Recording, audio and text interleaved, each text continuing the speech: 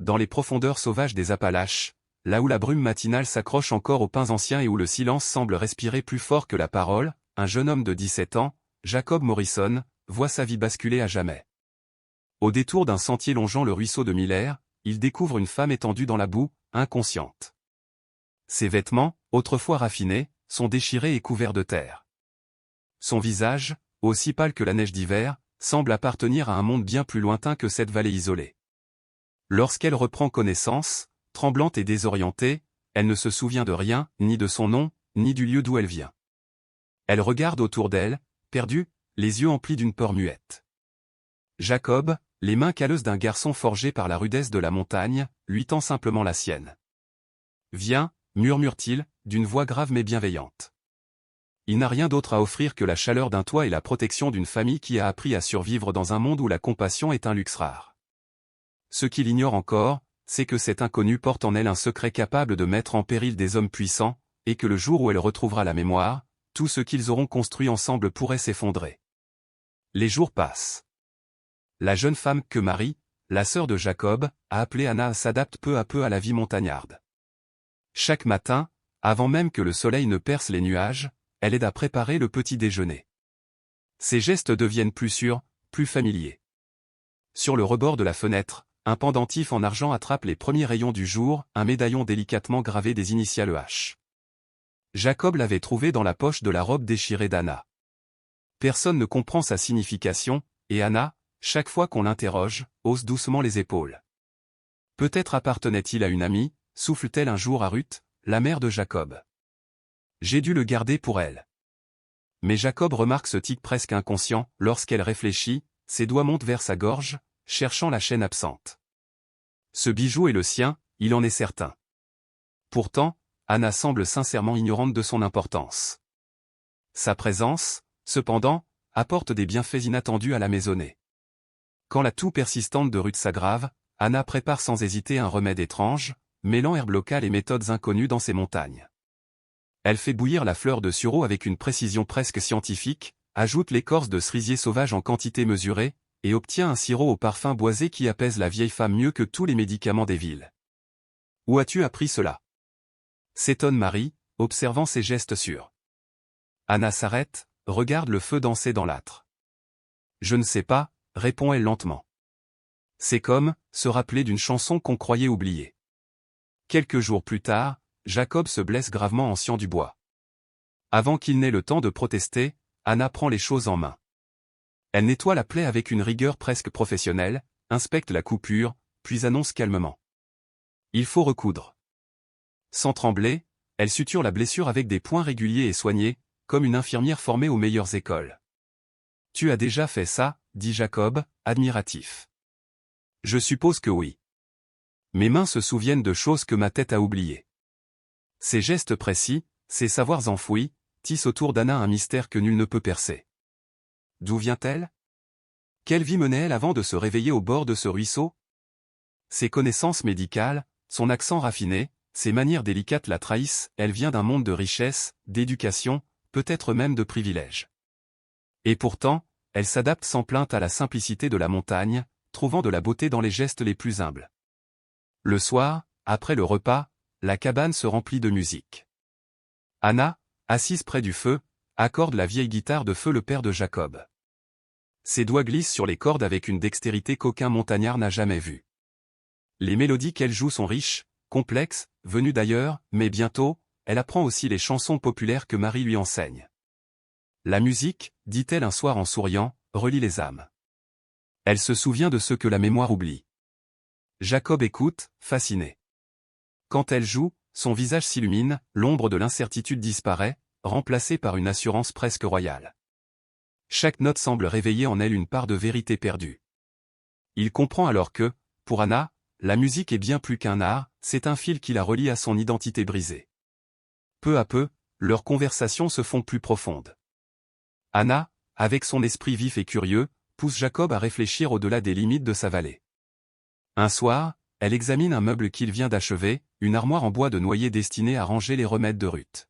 « Tu pourrais vendre ces pièces en ville, » dit-elle avec admiration. Elle rivalise avec les plus beaux ouvrages que j'ai vus dans les boutiques de luxe. « Et toi, comment sais-tu à quoi ressemblent les boutiques de luxe, demande Jacob en riant. Anna baisse les yeux, troublée. Je ne me souviens pas vraiment. Juste d'impression, des pièces remplies d'objets magnifiques, des gens bien habillés, un parfum de richesse. Mais dès que j'essaie de me rappeler les visages, tout devient flou. Certaines nuits, pourtant, la peur revient. Anna s'éveille en sursaut, hurlant des mots incompréhensibles, parlant d'obligations, de contrats, de menaces invisibles. Dans ces moments-là, son accent s'affine, plus noble, plus précis, comme si la montagne cédait la place à un autre monde, lointain et éduqué. Quelqu'un vient, murmure-t-elle un matin, les yeux encore hantés par le rêve. Je peux le sentir. Jacob ne prend pas ses paroles à la légère. Les montagnards savent écouter les signes, et ils commencent à surveiller les alentours. Le cri des geais, les empreintes récentes près du sentier, la façon dont les chiens grognent sans raison, tout lui semble soudain chargé d'une menace invisible. Mais la vie continue, et la montagne, patiente et exigeante, transforme Anna à son tour. Sa peau fragile prend des teintes de miel sous le soleil. Ses mains jadis douces se couvrent de fines callosités qu'elle porte avec fierté. Et, surtout, son sourire s'épanouit. Elle rit désormais sans crainte, partage les histoires de Marie, écoute les proverbes de Ruth, apprend à moudre le maïs, à coudre, à réparer les filets de pêche. Jacob la regarde, émerveillé par cette métamorphose, la femme inconnue venue du brouillard devient peu à peu une fille de la montagne. Il sent naître en lui quelque chose qu'il ne connaît pas encore, une tendresse timide, un respect profond, un amour silencieux.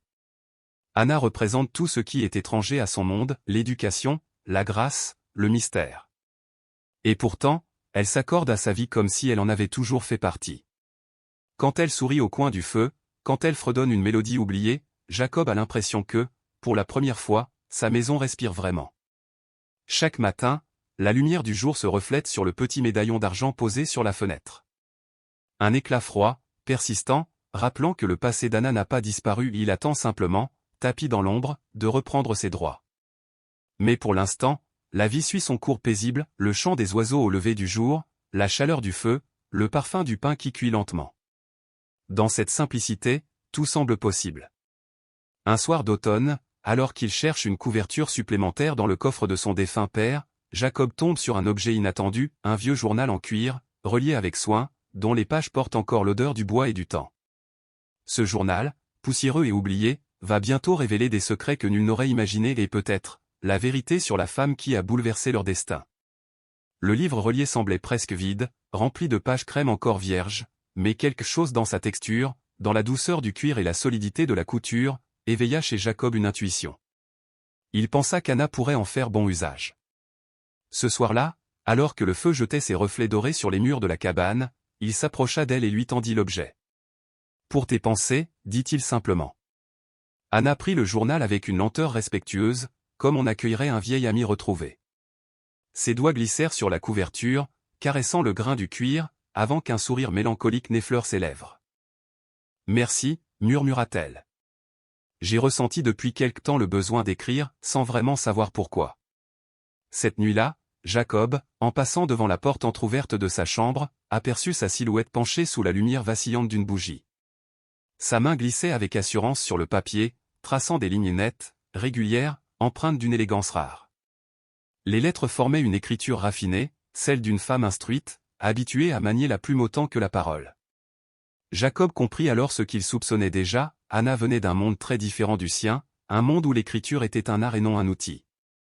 Les jours suivants, le journal devint pour elle un rituel du soir. Chaque page se couvrait de ses observations sur la vie montagnarde, les plantes et les animaux qu'elle découvrait, les visages des gens du hameau, mais aussi des fragments de mémoire surgissant à la surface comme des bulles dans une eau immobile. Son écriture révélait autant qu'elle cachait, fluide, instruite, précise. Un soir, Ruth, la mère de Jacob, osa poser la question que tous se retenaient de formuler. « Puis-je te demander ce que tu écris là-dedans » Anna referma doucement le carnet, ses doigts restant un instant posés sur la couverture. « Tout ce dont je me souviens, et tout ce que je veux me rappeler, » répondit-elle d'une voix douce.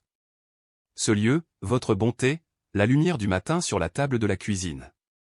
Mais aussi les morceaux de mon passé qui reviennent peu à peu. » Marie, assise à côté d'elle, leva les yeux de sa couture. « Écrire t'aide-t-il à te souvenir davantage » Anna hocha lentement la tête. « Parfois, quand j'écris sur la vie d'ici, tout paraît si clair, si réel. Mais dès que j'essaie de décrire ce qui s'est passé avant, tout s'efface, comme de la fumée. Elle hésita, puis ajouta. Je me souviens de fragments, un grand escalier, le bruissement d'une robe de soie, la voix d'un homme en colère, mais ces images refusent de s'assembler. Les journées s'écoulaient dans une nouvelle routine. Jacob lui enseignait les gestes essentiels de la vie en montagne, reconnaître les traces dans la boue, poser un collet, trouver les noix d'automne sous les feuilles. Leurs promenades dans la forêt devinrent des conversations silencieuses, pleines d'une compréhension tacite. Tu vois des motifs dans tout ce que tu observes, lui fit remarquer Anna un jour, en le voyant étudier la direction du vent à travers les herbes couchées. Tu lis cette forêt comme un livre ouvert. Cela me rappelle quelque chose, mais je n'arrive pas à savoir quoi. Les gens d'ici doivent apprendre à remarquer les détails, répondit Jacob. Notre survie dépend de ce qu'on perçoit, ce qui a changé, ce qui ne devrait pas être là. Oui, mais toi, tu fais plus que remarquer. Tu interprètes. Tu racontes une histoire à partir des traces. Elle s'arrêta près d'un vieux chêne, observant les stries de son écorce. Je crois que je faisais quelque chose de semblable, mais avec d'autres sortes de preuves. Ces indices épars sur son ancienne vie formaient un puzzle fascinant. Anna laissait parfois échapper des remarques qui trahissaient une connaissance du commerce, du droit ou de la gestion. Elle parlait de contrats, de clauses et de marchés avec une aisance qui dépassait de loin la simple éducation.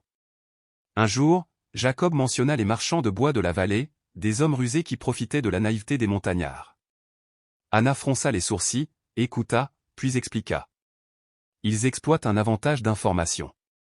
Ils connaissent les prix de la ville, mais feignent d'ignorer la valeur des essences. Ils font croire aux vendeurs qu'ils gagnent alors qu'ils se font duper. Elle s'interrompit soudain, le regard perdu dans le vide. Tu pourrais contrer ça en quoi demanda Jacob, intrigué. Elle cligna des yeux, déconcertée. Je ne sais pas. J'ai eu comme un souvenir, une idée précise, mais elle m'a échappé. Leur relation s'approfondissait à travers ces moments. L'intelligence d'Anna stimulait Jacob, l'obligeant à réfléchir au-delà de ses habitudes rustiques, tandis que sa sagesse terrienne offrait à Anna un ancrage concret dans ce présent qui devenait de plus en plus réel pour elle. Ils travaillaient côte à côte avec une aisance naturelle, un rythme partagé, presque instinctif, comme s'ils se connaissaient depuis toujours. Une soirée, alors qu'elle écrivait près du feu, Anna releva soudain la tête, les yeux brillants. Je me suis souvenu de quelque chose d'important. La musique ? J'avais un professeur très sévère. Il corrigeait sans cesse ma posture, la position de mes doigts. Il disait qu'une dame devait jouer avec grâce, car ses talents reflétaient la dignité de sa famille. Ruth sourit doucement. Cela ressemble aux exigences des familles riches. Oui, mais je me sentais prisonnière de ses attentes. Comme si tout ce qu'on m'apprenait servait à me façonner en quelqu'un que je ne voulais pas être. Son regard se perdit dans les flammes. Je crois que je fuyais quelque chose, Jacob. Pas seulement un lieu, mais une vie entière. Une cage dorée. Un frisson parcourut Jacob. Il comprenait qu'un danger rôdait derrière ses souvenirs épars, quelque chose de plus sombre qu'un simple malaise familial. Mais au-delà de cette peur, il sentit grandir en lui une résolution farouche, quoi qu'elle ait fui, ici elle serait en sécurité. Et il veillerait à ce qu'elle puisse choisir librement son avenir. Le journal devint alors bien plus qu'un simple carnet, c'était le fil qui reliait Anna à la femme qu'elle avait été, tout en l'aidant à façonner celle qu'elle devenait. Page après page, elle bâtissait un pont entre deux mondes, l'un de raffinement et de contrainte, l'autre de simplicité et de liberté. Mais la paix fragile de la montagne se rompit un mardi matin. Tommy Brigg, ami d'enfance de Jacob, arriva du village à cheval, le visage soucieux. Il travaillait à la boutique générale de Monsieur Henderson et savait toujours ce qui se disait dans la vallée. Jacob, tu devrais voir ça, dit-il en descendant de sa monture. Il sortit un papier plié de sa sacoche et le tendit d'un geste grave. Jacob déplia la feuille. Son cœur se serra aussitôt. C'était un avis de recherche. Le dessin, sommaire mais précis, représentait sans équivoque le visage d'Anna. Au-dessus, en lettres noires, une récompense importante était promise à quiconque fournirait des informations sur une femme disparue. Le croquis était assez ressemblant pour que quiconque ayant croisé Anna fasse le lien instantanément. 3 hommes sont passés hier, expliqua Tommy à voix basse, bien qu'ils fussent isolés au milieu des bois. Des citadins, costumes, chapeaux, souliers cirés. Pas le genre qu'on voit souvent ici. Il loge à la pension et pose beaucoup de questions. Les gens commencent à se méfier. Jacob serra la feuille entre ses doigts. Chaque mot lui pesait. La description correspondait exactement à Anna à son âge, sa chevelure, même le ton de sa peau. Ce qui l'inquiétait le plus, c'était la somme mentionnée, assez d'argent pour éveiller la cupidité des plus honnêtes montagnards. Quelle sorte de question, demanda-t-il, redoutant la réponse. Ils veulent savoir si quelqu'un a vu une femme seule, ou si une famille aurait hébergé une étrangère récemment. Ils restent polis, mais leur manière, disons qu'elle ne laisse pas place à l'erreur. Vieux Patterson a juré n'avoir vu personne, et l'un d'eux s'est approché tout près, l'a regardé droit dans les yeux et lui a dit qu'il espérait que sa mémoire s'améliorerait vite. Un silence lourd suivit. Le feu crépitait faiblement dans l'âtre. C'est alors qu'Anna apparut dans l'embrasure de la porte, attirée par le ton grave de la conversation. Son regard tomba sur le papier que Jacob tenait, et le sang quitta aussitôt son visage. Elle chancela, s'agrippant au cadre de bois pour ne pas tomber. « C'est moi », souffla-t-elle. Le dessin, pourtant grossier, portait bien ses traits, les yeux sombres, la bouche délicate, la frange de cheveux noirs. Ça pourrait être n'importe qui, tenta de la rassurer Tommy. Mais dans les yeux d'Anna, la peur s'était installée, une peur ancienne, reconnue, celle d'un passé qui, malgré la distance et les montagnes, venait de retrouver sa trace. Les yeux de Tommy passent d'Anna à l'affiche suspendue sur le mur, puis reviennent vers elle, avec une expression qui change lentement, d'abord la confusion, puis une lueur de reconnaissance. « Non », murmure Anna d'une voix ferme, presque tranchante. « C'est bien moi. Je le sens. Ils viennent pour moi. » Le silence fragile de leur existence montagnarde, tissé de feux de bois et de matins embrumés, se fissure soudain. Une menace invisible s'infiltre dans l'air comme une rafale d'hiver à travers une fente de la porte. Jacob observe le visage d'Anna se transformer, la peur, la stupeur, la colère même, s'y succèdent comme les ombres rapides d'un orage. La récompense est importante, fait remarquer Tommy avec pragmatisme. De quoi nourrir une famille tout un hiver, peut-être plus. Beaucoup seront tentés. Pas ici, réplique Jacob avec une conviction calme. Les gens des montagnes ne vendent pas ceux qui ne leur ont fait aucun mal. Anna baisse les yeux. Tu as trop de foi en la bonté des hommes désespérés, dit-elle doucement. L'argent, surtout une somme pareille, change la façon dont on juge le bien et le mal. Cet après-midi-là, Jacob décide de montrer à Anna les replis secrets de la montagne, des grottes oubliées, des vallées cachées sous des rideaux de pins et de brume, des lieux que seuls les anciens connaissent. Là où, jadis, des familles entières s'étaient abritées pendant les temps de trouble. Derrière une cascade, il lui fait découvrir une cavité dissimulée par l'écume argentée de l'eau. Nous ne les laisserons pas te reprendre, lui promet-il. Quoi que tu fuis, nous l'affronterons ensemble. Anna se tourne vers lui, les yeux pleins de larmes. Tu ne comprends pas ce que tu offres. Ces hommes, cette récompense, tout cela prouve que je représente quelque chose pour des gens puissants. Et cela signifie que quiconque se mettra en travers de leur route sera en danger. Alors nous serons prudents. Mais nous ne t'abandonnerons pas, Anna. Elle ferme les yeux, respire profondément. Je revois des fragments, des voix furieuses, des menaces, quelqu'un disait que je leur appartenais, que je n'avais pas le choix. Je crois que j'ai fui quelque chose de terrible. Et s'ils me retrouvent, il ne faut pas qu'ils te trouvent, toi. Ils ne me trouveront pas, répond Jacob, coupant net. Cette montagne est la nôtre. Nous en connaissons chaque sentier, chaque recoin. Les hommes de la ville, avec leurs bottes vernies et leurs costumes, ne tiendront pas 2 jours ici sans aide locale. Mais, même en prononçant ces mots pleins d'assurance, il sent le poids de la responsabilité s'alourdir sur ses épaules. Ce soir-là, il jette l'affiche dans le feu. Le papier se recroqueville, se tord, et l'image d'Anna disparaît dans la flamme mais pas de leur mémoire. Anna passe la nuit penchée sur son journal, la plume tremblante, tentant de fixer sur le papier chaque souvenir qui lui revient avant que la peur ne brouille de nouveau sa pensée. Je me souviens du luxe, confie-t-elle à Jacob et à Ruth le lendemain. Des domestiques, des voitures à chevaux, des pièces remplies d'objets somptueux. Mais je me souviens surtout du sentiment d'être prisonnière, enfermée dans cette richesse. J'ai fui ma propre vie. Et maintenant, cette vie revient pour me réclamer. L'affiche brûlée n'était pas seulement une menace, elle était la preuve que le passé d'Anna refusait de rester enterré. Quelque part, des gens suffisamment riches pour promettre une fortune la recherchaient activement.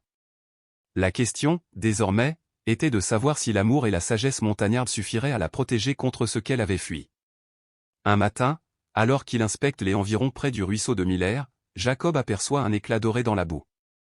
Il se penche et déterre un objet lourd, couvert de terre, une montre de poche en or massif.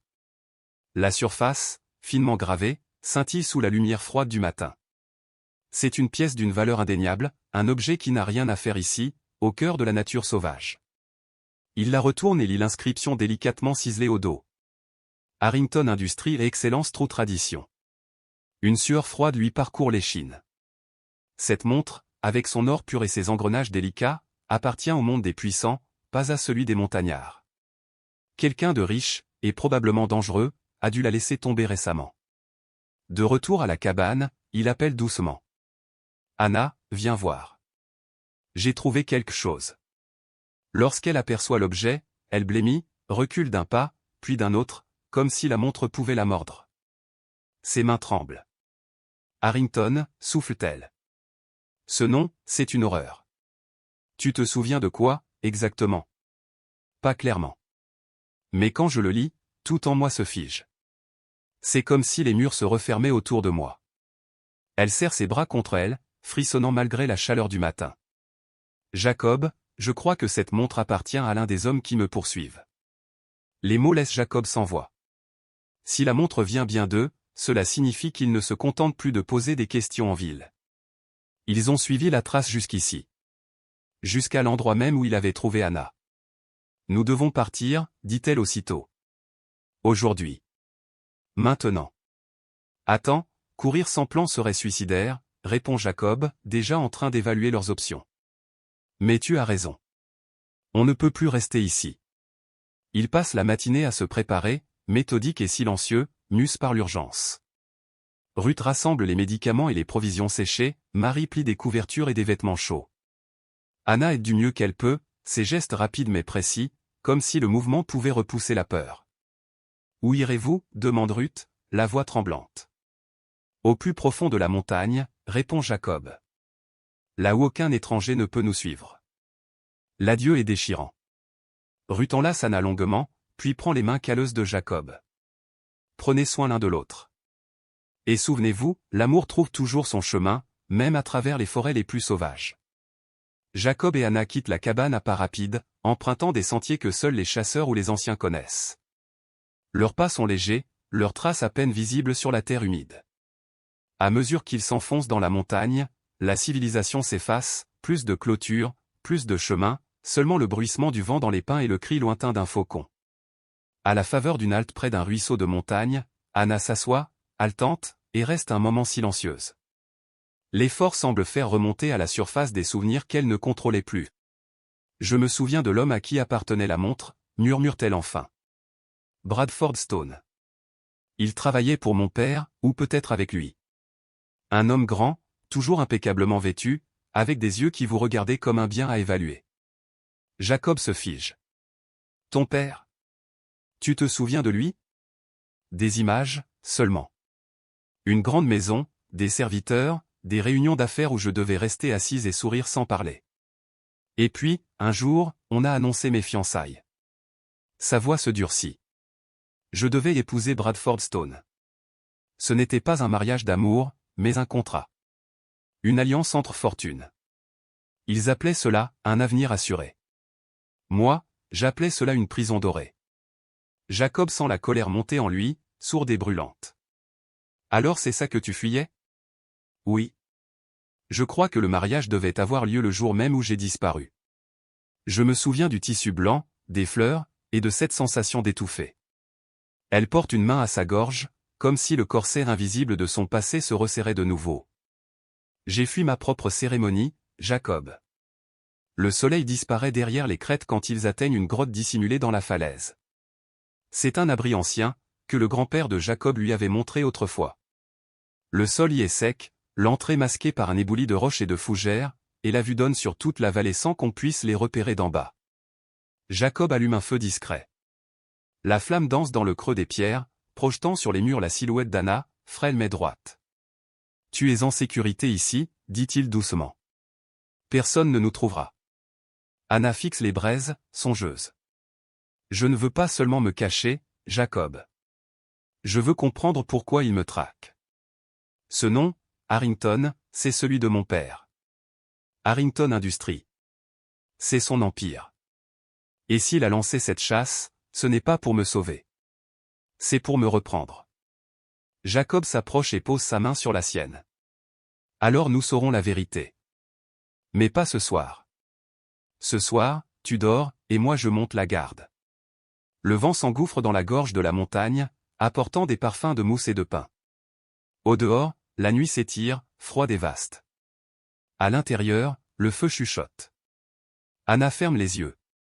Pour la première fois depuis longtemps, elle n'est ni prisonnière ni fugitive, seulement une âme perdue trouvant refuge dans le battement calme d'un cœur montagnard. Jacob, lui, regarde les ombres du feu danser sur les parois et pense à tout ce qui les attend, les hommes de la ville, la neige qui tombera bientôt, la vérité encore enfouie dans la mémoire d'Anna. Mais au-delà de la peur, il sent naître une certitude tranquille, la montagne les protège, et l'amour, silencieux et tenace, commence à tracer son propre sentier à travers la nuit. Sous le ciel nocturne des montagnes, Anna s'agrippe à Jacob avec une intensité fébrile, comme si la peur elle-même cherchait refuge dans ses bras. Les souvenirs qui lui reviennent par vagues l'ont ébranlé jusqu'au plus profond de son être. Sa voix tremble contre l'épaule de Jacob. Ils ne s'arrêteront jamais. Des hommes comme Bradford Stone ne supportent pas la défaite. Pour eux, tout ce qu'ils ont touché leur appartient. Jacob resserre son étreinte, la regardant droit dans les yeux. Tu n'es pas une propriété, dit-il avec force. Tu es une personne, libre de choisir ta vie. Pas dans leur monde, murmure Anna. Dans leur monde, les femmes comme moi servent à sceller des contrats et à donner naissance à des héritiers. Entre eux repose une montre en or, scintillante dans la lumière du feu. Elle semble respirer la menace, preuve tangible que le passé d'Anna a retrouvé leur sanctuaire de montagne. Demain, ils devront s'enfoncer plus loin dans la forêt. Mais ce soir, Jacob la garde contre lui, jurant en silence qu'il fera tout pour qu'elle demeure libre. Entre les pages du journal d'Anna repose une fleur séchée, un petit pétale violet qu'il lui avait offert leur deuxième jour dans la nature. C'est du laurier des montagnes, lui avait-il expliqué. Ma grand-mère s'en servait pour soulager les maux de tête. Anna avait souri doucement, glissant la fleur entre deux pages. Pour me souvenir des jours meilleurs, avait-elle soufflé. 3 jours plus tard, alors qu'il fuit encore à travers les montagnes, cette fleur représente bien plus qu'un simple souvenir. Elle est devenue le symbole d'un lien né dans la lutte, d'un amour tissé au cœur même de la survie. Jacob, avec son savoir ancestral, les guide à travers des terrains qui feraient reculer les randonneurs les plus aguerris. Il sait où trouver de l'eau que nul autre ne verrait, distingue les plantes comestibles parmi les herbes sauvages, choisit des abris que la pluie ne pénètre pas et que leurs poursuivants ne remarqueraient jamais. « Comment connais-tu tout cela » demande Anna un soir, alors qu'il façonne un abri de branches si habile qu'il se confond avec les débris naturels. « Mon grand-père me l'a appris, et le sien avant lui. Ici, oublier ces choses, c'est mourir. Il ajuste la dernière branche et sourit. La survie, ce n'est pas seulement rester en vie. C'est rester libre. » Anna le regarde travailler, fascinée par la précision de chacun de ses gestes. Là où elle apporte sa logique et son éducation, il apporte la sagesse brute des montagnes. Ensemble, ils forment un équilibre parfait, la réflexion et l'instinct, la raison et la terre. Les jours s'enchaînent, et leur complicité s'approfondit, nourrie par la proximité et le danger. Anna apprend à se déplacer sans bruit, à lire dans les nuages les signes du temps, à s'orienter grâce à des repères qui échappent aux yeux profanes. Jacob découvre en elle une force qu'il n'aurait jamais soupçonnée, celle d'une femme capable d'endurer la faim, la peur, le froid, et d'y trouver encore la beauté. Un soir, alors qu'ils partagent un repas frugal de truites et de baies sauvages, Anna avoue. Je n'aurais jamais cru pouvoir vivre ainsi. Il y a un mois, je n'aurais même pas parcouru 1 kilomètre sans m'arrêter. Tu es plus forte que tu ne le pensais, répond Jacob. La plupart des gens le sont, quand la vie les y oblige. Ou peut-être que je deviens quelqu'un d'autre, quelqu'un fait pour cette vie, et non pour celle que j'ai laissée derrière moi. Cette nuit-là, sous un ciel constellé d'étoiles pures, il parle longtemps. Anna évoque son enfance dorée, les précepteurs sévères, les fêtes mondaines, la cage dorée des attentes familiales. Jacob, lui, parle de son rêve d'enseigner son art du bois à d'autres jeunes montagnards, de leur apprendre à vivre de leurs mains sans trahir leurs racines. Tu pourrais enseigner en ville, suggère Anna. Certains paieraient cher pour apprendre ces techniques anciennes. La ville changerait le sens du travail, répond-il après un silence. Ce ne serait plus une passion, mais un commerce. Les savoirs de la montagne doivent rester dans la montagne. Et si on faisait venir la ville ici? Murmure-t-elle. Si les gens descendaient apprendre chez toi, sans que tu perdes ton monde? Leurs idées s'entrelacent comme deux rivières qui se rejoignent. La vision d'Anna élargit les horizons de Jacob, sa sagesse enracinée aide Anna à distinguer les rêves féconds de ceux qui égarent. Le petit pétale pressé entre les pages devient l'emblème silencieux de cette union, fragile, mais tenace. Chaque matin, Anna ouvre son journal pour s'assurer que la fleur est intacte. Sa simple présence lui rappelle que la beauté peut éclore même au milieu de la peur. Le 4e soir, ils atteignent une cascade cachée derrière des rochers moussés. Le grondement de l'eau couvre le moindre son. C'est là, à l'abri du monde, qu'ils s'embrassent pour la première fois. Ce moment paraît à la fois inévitable et miraculeux, la rencontre d'une tendresse née de la survie, forgée dans la fuite et la confiance. « Je t'aime » murmure Anna contre ses lèvres. « Je t'aime aussi » répond Jacob, la serrant plus fort. « Quoi qu'il arrive, je veux affronter tout cela avec toi. » La fleur pressée, témoin discret, garde en ses pétales la promesse de cette nuit. Dans ces montagnes sauvages, l'amour se mêle à la lutte, prouvant qu'un cœur humain peut s'épanouir même dans l'adversité. Le lendemain, alors qu'Anna ramasse du bois, un petit morceau de papier glisse de sa poche, voletant au sol comme un papillon blessé. Jacob le ramasse, un fragment de papier épais, marqué d'un en-tête officiel. Il lit à voix basse. Cabinet d'avocat, avis juridique. Il fronce les sourcils. D'où vient-il? Anna prend le papier entre ses doigts tremblants. À la lecture des mots visibles, son visage se vide de toute couleur, contrat de mariage, conséquences en cas de rupture, obligations familiales, ruine financière. Je me souviens, murmure-t-elle. C'était dans ma chambre, le matin où je me suis enfui. Une dernière menace avant le mariage. Les souvenirs affluent brutalement, comme une digue qui cède. Les images reviennent, la robe blanche suspendue à un mannequin, le parfum étouffant des lys, la voix dure de son père dictant l'avenir. Elle ferme les yeux, laissant la vérité remonter à la surface. Puis, d'une voix calme mais ferme, elle dit « Mon nom n'est pas Anna. C'est Elizabeth. Elizabeth Harrington. Mon père dirige Harrington Industries, aciérie, chemin de fer, mine à travers 3 États. » Jacob reste silencieux un long moment. Les flammes dansent sur ses traits, projetant des ombres qui semblent peser autant que les montagnes autour d'eux. « Alors, c'est de ce monde-là que tu t'es enfui, dit-il enfin. Elizabeth hoche la tête, la gorge serrée.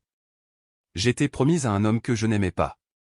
Un contrat signé entre 2 familles pour fusionner leurs fortunes. J'étais la clause d'une alliance, pas une fille, pas une âme. Le vent siffle entre les pins, emportant ces mots comme une confession. Et maintenant, demande Jacob doucement. Maintenant, je veux vivre. Pas pour servir un nom, pas pour protéger un empire. Juste pour être moi. Il tend la main, effleure la sienne. Alors tu t'appelles Elisabeth, dit-il avec un sourire timide. Mais pour moi, tu resteras Anna. Celle qui a choisi la liberté. Elle le regarde, émue, et comprend soudain que ces montagnes ne sont pas seulement un refuge. Elles sont devenues une métaphore, la frontière entre 2 mondes, celui de la soumission et celui de la renaissance. Le feu crépite doucement. Au dehors, les étoiles veillent. Dans le silence de la forêt, Elizabeth Anna reprend son journal et glisse sous la fleur séchée un nouveau fragment de papier, celui du contrat brisé. 2 morceaux de vie côte à côte, la trace d'un passé qu'elle refuse et celle d'un amour qu'elle choisit. Elle lève les yeux vers Jacob. Peut-être que la liberté commence quand on cesse d'avoir peur de ce qu'on était. Ou quand on trouve quelqu'un qui nous aide à ne plus fuir, répond-il. Cette nuit-là, tandis que le vent passe sur les cimes et que le feu s'éteint lentement, ils s'endorment serrés l'un contre l'autre. Demain, ils devront encore fuir, marcher, se cacher. Mais quelque chose a changé, la peur a laissé place à la certitude tranquille que, parfois, l'amour n'est non pas malgré le danger, mais à cause de lui. Dans les montagnes denses et silencieuses, le monde civilisé semble appartenir à un autre temps. Ici, entre la terre et le ciel, 2 êtres perdus ont trouvé un refuge que ni la richesse ni la violence ne pourront jamais leur ôter, la liberté d'aimer. Dans le silence vibrant de la montagne, Jacob sentit soudain le sol se dérober sous ses certitudes. Elisabeth n'était pas simplement une jeune femme en fuite, cherchant à échapper à un mariage malheureux. Elle était l'héritière d'une des plus puissantes fortunes industrielles du pays et une femme dont la disparition ferait trembler des empires économiques entiers, bien au-delà des frontières de leur vallée reculée. Elle prit une longue inspiration, comme si chaque mot devait traverser une mer de souvenirs avant de franchir ses lèvres. Le mariage était un contrat, dit-elle enfin, sa voix plus ferme, plus lucide. Un arrangement pour fusionner notre entreprise familiale avec l'empire maritime de Bradford Stone. 2 dynasties unies par un seul fil, mon sacrifice. Le mot résonna entre eux, lourd, tranchant, irrévocable. Sacrifice. Bradford Stone n'est pas seulement riche, continua-t-elle. Il est cruel. J'ai vu comment il parle aux domestiques, comment il regarde les femmes comme des biens à acquérir, à contrôler. Même mon engagement était réglé par contrat, ma conduite, mes fréquentations, mes lettres. Tout. J'aurais été sa propriété, dans tous les sens du terme. Elle sortit de son sac un petit carnet à la couverture de cuir, son journal. D'un geste précis, elle y glissa un fragment de lettre jaunie, comme on dépose une pièce à conviction sur la table d'un juge. Mon père m'a présenté tout cela comme un devoir, dit-elle. Un devoir envers la famille, envers nos ouvriers, envers la survie de nos aciéries. Bradford et ses flottes de cargo devaient sécuriser nos exportations pendant la crise. Jacob l'écoutait, muet, les poings serrés. « Et tu as refusé » demanda-t-il enfin. « J'ai essayé » répondit-elle d'une voix brisée. « Pendant des mois, j'ai plaidé, proposé d'autres alliances. Mais à chaque discussion, la conclusion était la même, mes émotions n'étaient qu'un caprice égoïste face au bien commun. » Ses mains se crispèrent sur ses genoux. Le matin du mariage, j'ai reçu cette lettre. Elle détaillait tout ce qui arriverait si je fuyais, la ruine financière de ma famille, des accusations de fraude contre mon père. Bradford avait tout prévu. Il tenait chaque corde, chaque levier. Jacob relut le fragment.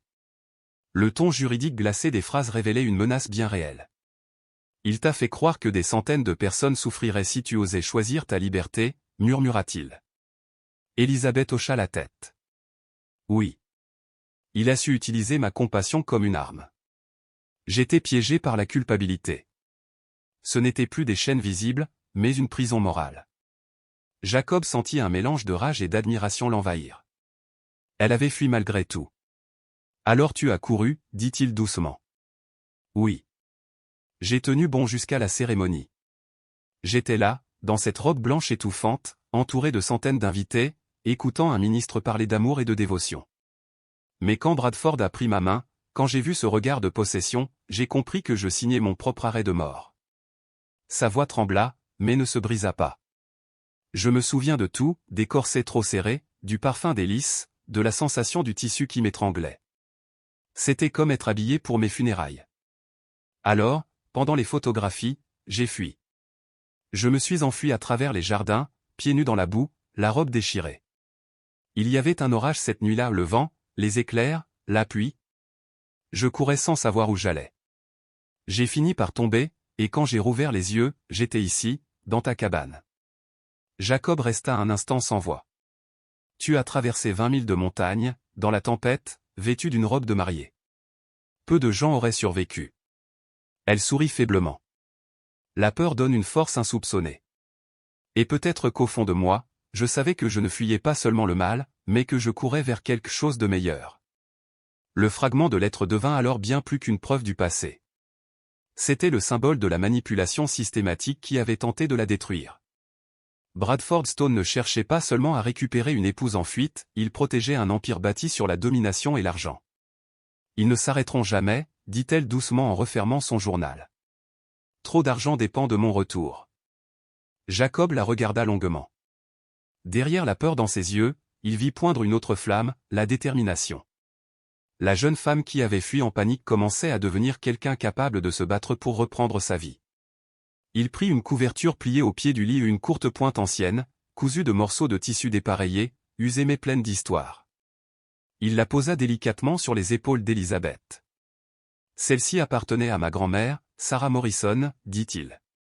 Elle l'a cousue l'année où mon grand-père lui a demandé sa main. Chaque carré vient d'une robe qu'elle a portée dans sa jeunesse. Elisabeth caressa le tissu, émue par la finesse des coutures, par la tendresse silencieuse de chaque fil. Ce n'était pas seulement une couverture, c'était un récit cousu à la main, un héritage d'amour, de travail, de mémoire. C'est magnifique, murmura-t-elle. Et tu me la donnes? Ici, dans la montagne, on partage ce qu'on a avec ceux qui en ont besoin, répondit Jacob simplement. Ma grand-mère t'aurait aimé. Elle disait toujours qu'on reconnaît la valeur d'une âme à la façon dont elle traite les autres quand rien ne l'y oblige. Élisabeth sentit ses yeux se remplir de larmes. Ce geste, plus que tout discours, lui offrait quelque chose qu'elle n'avait jamais connu, la sécurité d'appartenir à un endroit, d'être accueillie sans condition. Les jours suivants, ils trouvèrent refuge chez les Mloud, de vieux cousins de Jacob vivant si profondément dans la montagne que la plupart des habitants de la vallée ignoraient encore leur existence. Duncan Mloud, un vieil homme à la barbe blanche, et sa femme Moira, à la sagesse tranquille, l'accueillirent sans poser de questions. Cet enfant a traversé l'enfer, murmura Moira en lui prenant la main. Mais je vois la force derrière la peur. La force des montagnes. Contre toute attente, Élisabeth s'adapta vite. Leur cabane n'avait ni vitre ni plancher, seulement un toit de bardeaux et des murs grossiers, mais elle ne se plaignit jamais. Au contraire, elle se plongea dans ce nouveau mode de vie avec la ferveur d'une âme qui redécouvre sa véritable nature. Elle apprit à fumer la viande, à conserver les légumes dans la saumure, à reconnaître les plantes médicinales. Moira la regardait travailler avec un respect croissant. « Tu as de bonnes mains, dit-elle un soir. La plupart des gens de la ville ne sauraient même pas tenir un couteau. » Élisabeth sourit, un éclat de fierté dans le regard. « J'apprends que je ne suis pas comme la plupart des gens de la ville. » Peu à peu, la communauté montagnarde l'accepta.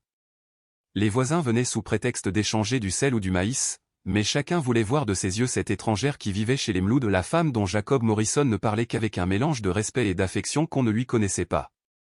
Élisabeth les reçut tous avec grâce et sincérité. Elle écoutait leurs récits, s'intéressait à leurs coutumes, apprenait leurs proverbes. En échange, elle leur lisait les lettres de leurs fils partis travailler en ville, traduisait les papiers administratifs, notait leurs histoires dans son journal pour qu'elles ne se perdent pas. Sa douceur, sa patience, et surtout son humilité finirent par gagner les cœurs. Même les plus méfiants commencèrent à voir en elle non plus une étrangère, mais une femme de courage et de bonté. Le soir, sous la lueur vacillante du feu, Jacob la regardait en silence, fasciné par cette transformation. Elle n'était plus l'héritière effrayée qu'il avait trouvée inconsciente au bord du ruisseau. Elle devenait une femme libre forgée par la montagne, par la douleur, par la tendresse simple des gestes partagés. Et parfois, quand la tempête mugissait au dehors et que la pluie tambourinait sur le toit, Élisabeth posait la main sur le tissu de la courte pointe, se rappelant que parmi ces morceaux de vie cousus ensemble, elle avait enfin trouvé le sien. Dans la vallée, la rumeur commençait déjà à se propager, on disait qu'une femme des villes avait fui un mariage doré pour suivre le chemin des montagnes. Mais pour ceux qui la connaissaient, il ne s'agissait pas d'une fuite, c'était une renaissance. Un soir, en contemplant le feu, Élisabeth murmura. Peut-être que la liberté n'est pas l'absence de chaînes, mais le courage d'en tisser de nouvelles, avec ses propres mains. Jacob leva les yeux vers elle, et dans le silence qui suivit, le souffle du vent à travers les pins sembla répondre. Elle n'était plus une fugitive. Elle était devenue une montagne. Elle ne fait pas de manière, confie Agnès Fletcher après avoir passé un après-midi à lui apprendre à filer la laine. Elle connaît mieux ses lettres que le prédicateur, mais elle ne met personne mal à l'aise à cause de leur ignorance. Jacob observe, bouche bée, l'intégration progressive d'Élisabeth dans la vie de la montagne, la femme qui s'est enfuie d'un monde de domestique et de luxe trouve, étonnamment, une joie simple à baratter le beurre, à veiller sur le feu de la cuisine, à tresser des herbes pour parfumer la chambre. Chaque petit geste semble la délivrer un peu plus du personnage qu'on lui a imposé. Son rire, qui jadis sonnait contraint et étudié, devient chaque jour plus libre, plus vrai. J'ai l'impression de redevenir moi-même pour la première fois, confie Élisabeth un soir alors qu'il s'installe près de la cheminée des Mloud. Elle parle avec la douceur de celle qui découvre, après des années de représentation, la fausse évidence de son existence antérieure. Tout, dans son ancienne vie, n'était qu'une mise en scène, être la fille parfaite, la fiancée convenable, l'héritière ornementale.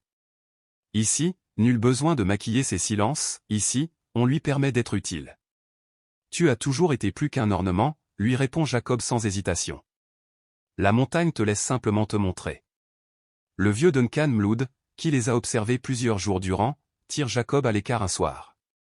D'un ton de vieux loup qui a vu passer bien des lunes et des femmes de caractère, il murmure à son épouse en gardant Jacob à portée d'oreille, le garçon s'est trouvé une rare femme. Une qui s'est passée d'un monde à l'autre sans se perdre. Ces paroles, prononcées comme une bénédiction rugueuse, réchauffent Jacob comme un feu qui repart.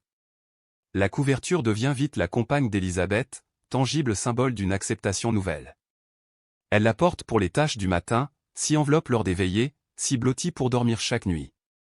Cette courte pointe a connu 3 générations de femmes de la montagne, lui confie Moira en lui passant le tissu, chacune a affronté des épreuves qui ont testé leur force. Élisabeth sent, dans ses mots et dans le poids du tissu sur ses épaules, plus qu'un plaid, une main tendue, la transmission d'une résilience tissée par des femmes qui ont su tirer du peu qu'elles avaient une vie pleine de sens. L'héritière riche qui a fui son mariage se découvre peu à peu une identité nouvelle, façonnée par des gestes et des présences vraies.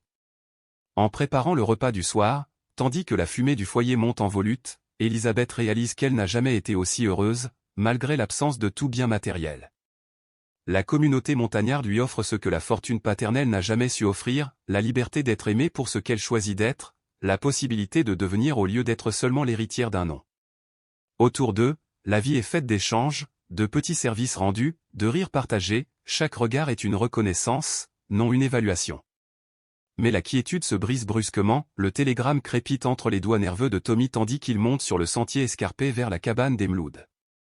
Il raconte comment il a intercepté le fil à la boutique générale d'Henderson, où le télégraphiste avait reçu consigne de livrer toute communication à propos de personnes disparues aux étrangers bien habillés qui logeaient à la pension.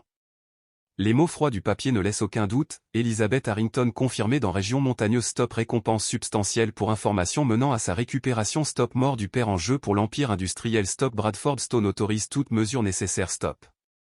Tommy pâlit en prononçant ces derniers mots.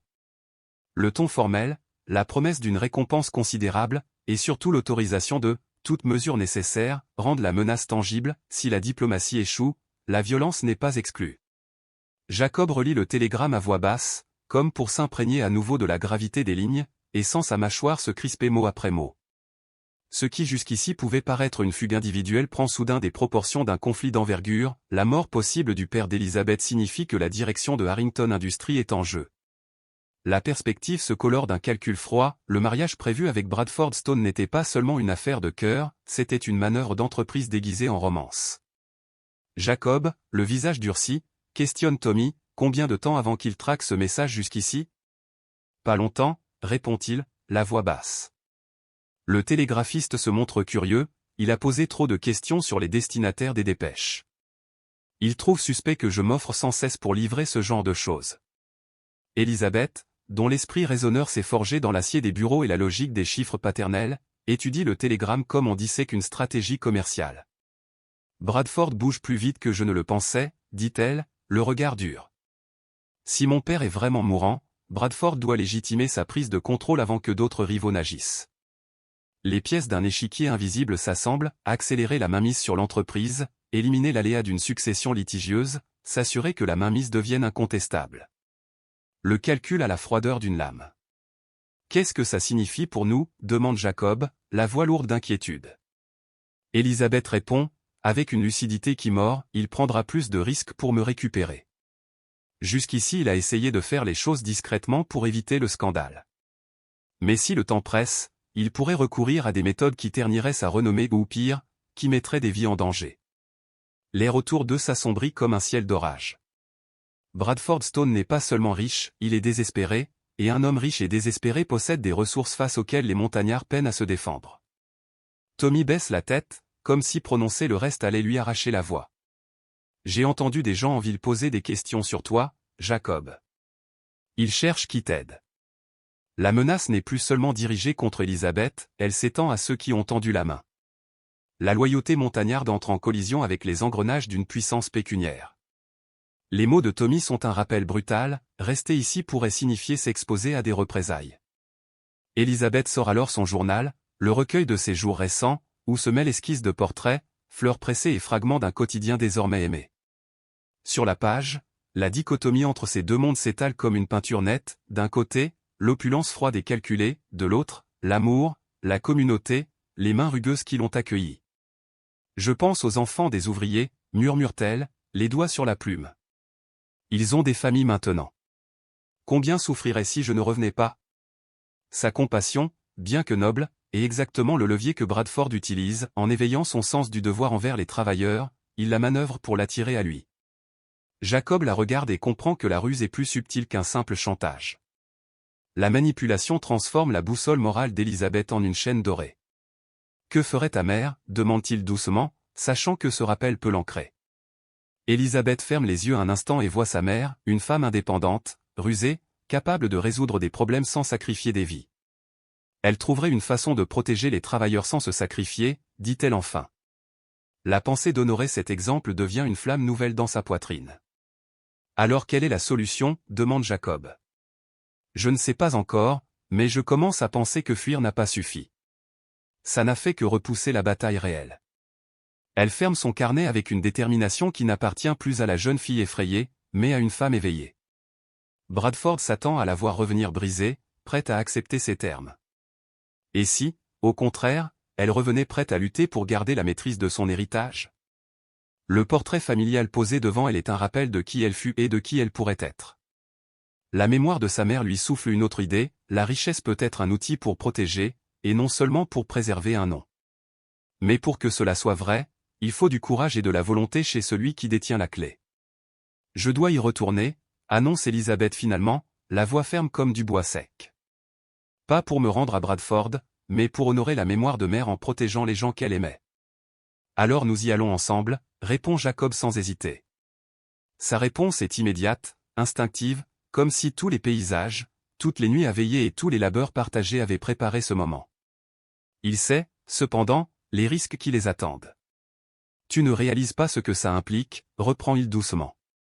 Ce n'est pas la justice de la montagne. C'est une guerre légale qui peut te détruire. Elizabeth serre la main de Jacob, elle n'a peut-être ni épée, ni armée, mais elle a désormais une communauté, une cause et une volonté affûtée. Sur la table de bois brut où repose la carte, les doigts de Jacob tracent des routes et des sentiers. Le plan se déploie comme un échiquier, chaque crête, chaque ruisseau, chaque chemin secret dans un rayon de 20 miles est marqué avec une minutie qui parle à ceux qui connaissent la montagne. Ces signes, anodins aux yeux d'un étranger, sont des sentences lisibles pour ceux qui ont grandi à l'ombre des pins. Les hommes de Bradford sauront se battre selon leurs règles, dans leurs rues et leurs salles d'audience. Mais eux connaissent la terre, ses replis, ses cachettes et ils savent qu'un sentier peut renverser la logique d'un combat. Ainsi se scelle la promesse, non pas une fuite muette, mais un retour préparé, une lutte que l'on mènera avec le cœur, l'esprit et la connaissance des lieux. Elizabeth n'est plus simplement l'héritière que l'on veut instrumentaliser, elle devient la forge d'une autre possibilité, celle d'une fortune mise au service du bien, d'un nom utilisé pour protéger plutôt que pour dominer. La montagne, avec ses voies rauques et ses mains solides, l'a façonnée en silence. Maintenant, elle choisit de reprendre le monde d'où elle vient, mais à sa manière, pour ne plus jamais être, jamais, seulement une pièce dans le jeu des autres. Dans la petite cabane de Rondin, la lumière du feu vacillait sur les visages graves des montagnards réunis autour de Jacob. L'air sentait la résine et la terre humide, une odeur familière qui semblait faire corps avec chacun d'eux. Devant eux, étalée sur la table, une vieille carte dessinée à la main révélait les crêtes, les vallées et les sentiers secrets de leur territoire. Jacob, penché sur le parchemin, parlait d'une voix ferme, la même qu'on utilise pour donner des consignes avant une tempête. Les hommes de la ville ne savent pas se battre ici, dit-il. La montagne est notre allié, notre arme. Autour de la table, les têtes se penchèrent. Le vieux Duncan Mlood, sa barbe grise tachée de suie, plissa les yeux sur la carte. Ça me rappelle les querelles d'il y a 20 ans, quand les compagnies de chemin de fer ont voulu nous chasser de nos terres, murmura-t-il. Ces messieurs des villes croyaient tout savoir, jusqu'à ce que l'hiver leur enseigne autrement. Elizabeth, assise près du foyer, observait la scène avec un mélange d'émerveillement et d'incrédulité. Ces gens, qu'elle connaissait à peine depuis quelques semaines, étaient prêts à risquer leur vie pour protéger sa liberté. Dans ce monde de bois, de feu et de silence, elle découvrait une autre forme de noblesse, la loyauté née du caractère, non de l'argent, la force mesurée à la capacité d'aider, non à la richesse amassée. Jacob désignait des points précis sur la carte. Bradford a 6 hommes, tous armés. Ils savent intimider, mais pas survivre ici. Ils dépendront de l'aide locale, qu'ils n'auront pas. Agnès Fletcher, une veuve au regard d'acier, prit la parole.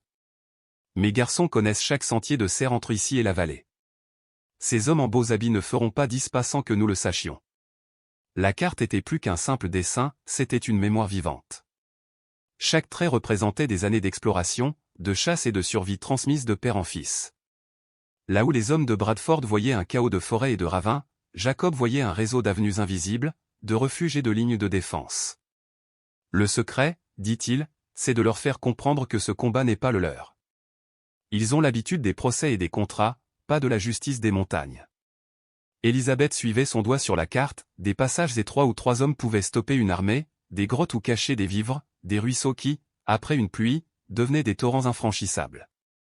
Chaque détail révélait une intelligence du terrain que sa vie citadine ne lui avait jamais permis d'imaginer. Et les conséquences légales, demanda-t-elle d'une voix hésitante. Si vous les empêchez de me reprendre, cela ne causera-t-il pas des ennuis à vos familles? Duncan ricana doucement. Ma fille, nous traitons avec l'autorité extérieure depuis avant la Révolution. Le secret, c'est de savoir quand obéir, et quand devenir soudainement sourd et oublieux. L'après-midi avançait, et les familles arrivaient une à une, apportant leur expérience, quelles pistes restaient praticables sous la pluie d'automne, où cacher les provisions, comment transmettre des messages à travers les vallées sans dépendre du téléphone ou du télégraphe. Élisabeth écoutait, fascinée. Jamais elle n'avait vu une communauté s'organiser non pour un profit, ni sous une loi, mais pour défendre un principe, le droit d'une femme à choisir sa propre vie. Quand elle demanda timidement pourquoi il faisait tout cela pour elle, Moiramloud répondit avec douceur. « Enfant, tu vis parmi nous depuis des semaines. Nous avons vu comment tu respectes nos anciens, comment tu travailles sans te plaindre, comment tu apprends nos coutumes sans nous juger. Cela fait de toi l'une des nôtres. Et ici, la famille se protège. » Jacob ajoutait de nouveaux traits sur la carte. Les plans se multipliaient, itinéraires d'évasion, positions défensives, signaux à utiliser. Le but n'est pas de blesser, expliqua-t-il. C'est de leur faire comprendre que te prendre par la force leur coûtera plus qu'ils ne sont prêts à payer. Et s'ils sont prêts à tout? Lança Agnès. Duncan répondit avec gravité. Alors ils apprendront que les montagnards ne cèdent jamais ce qu'ils ont juré de défendre. À mesure que la lumière déclinait, la carte se transforma en un véritable plan de bataille. Chaque colline devenait un rempart, chaque torrent une barrière, chaque cabane un poste d'observation. Là où Bradford apportait argent et menaces légales, les montagnards offraient leur connaissance du terrain et une détermination que rien ne pouvait acheter. Quand la nuit tomba enfin, le feu éclairait encore la table où reposait la carte, couverte de notes et de symboles. Élisabeth s'en approcha. Dans chaque ligne tracée, elle voyait non seulement le relief des montagnes, mais celui des cœurs qu'il avait adoptés. Ces gens risquaient tout pour qu'elle reste libre. Cette solidarité valait plus que n'importe quel héritage que son père aurait pu lui laisser. Quelques jours plus tard, alors que Bradford était venu négocier les conditions de son retour, un hasard bouleversa tout. Son attaché de cuir, posé négligemment sur une chaise, s'ouvrit lorsque le vent fit claquer la fenêtre. Des papiers en tombèrent, se répandant au sol comme des secrets qui cherchaient la lumière. Élisabeth s'accroupit pour les ramasser et lut les premiers mots imprimés. Son cœur se glaça.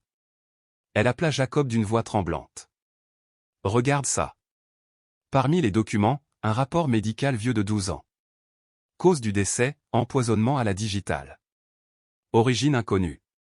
Dans la marge, des notes manuscrites en une écriture qu'elle connaissait trop bien. Dosage confirmé. Symptômes cohérents. Paiement au médecin effectué.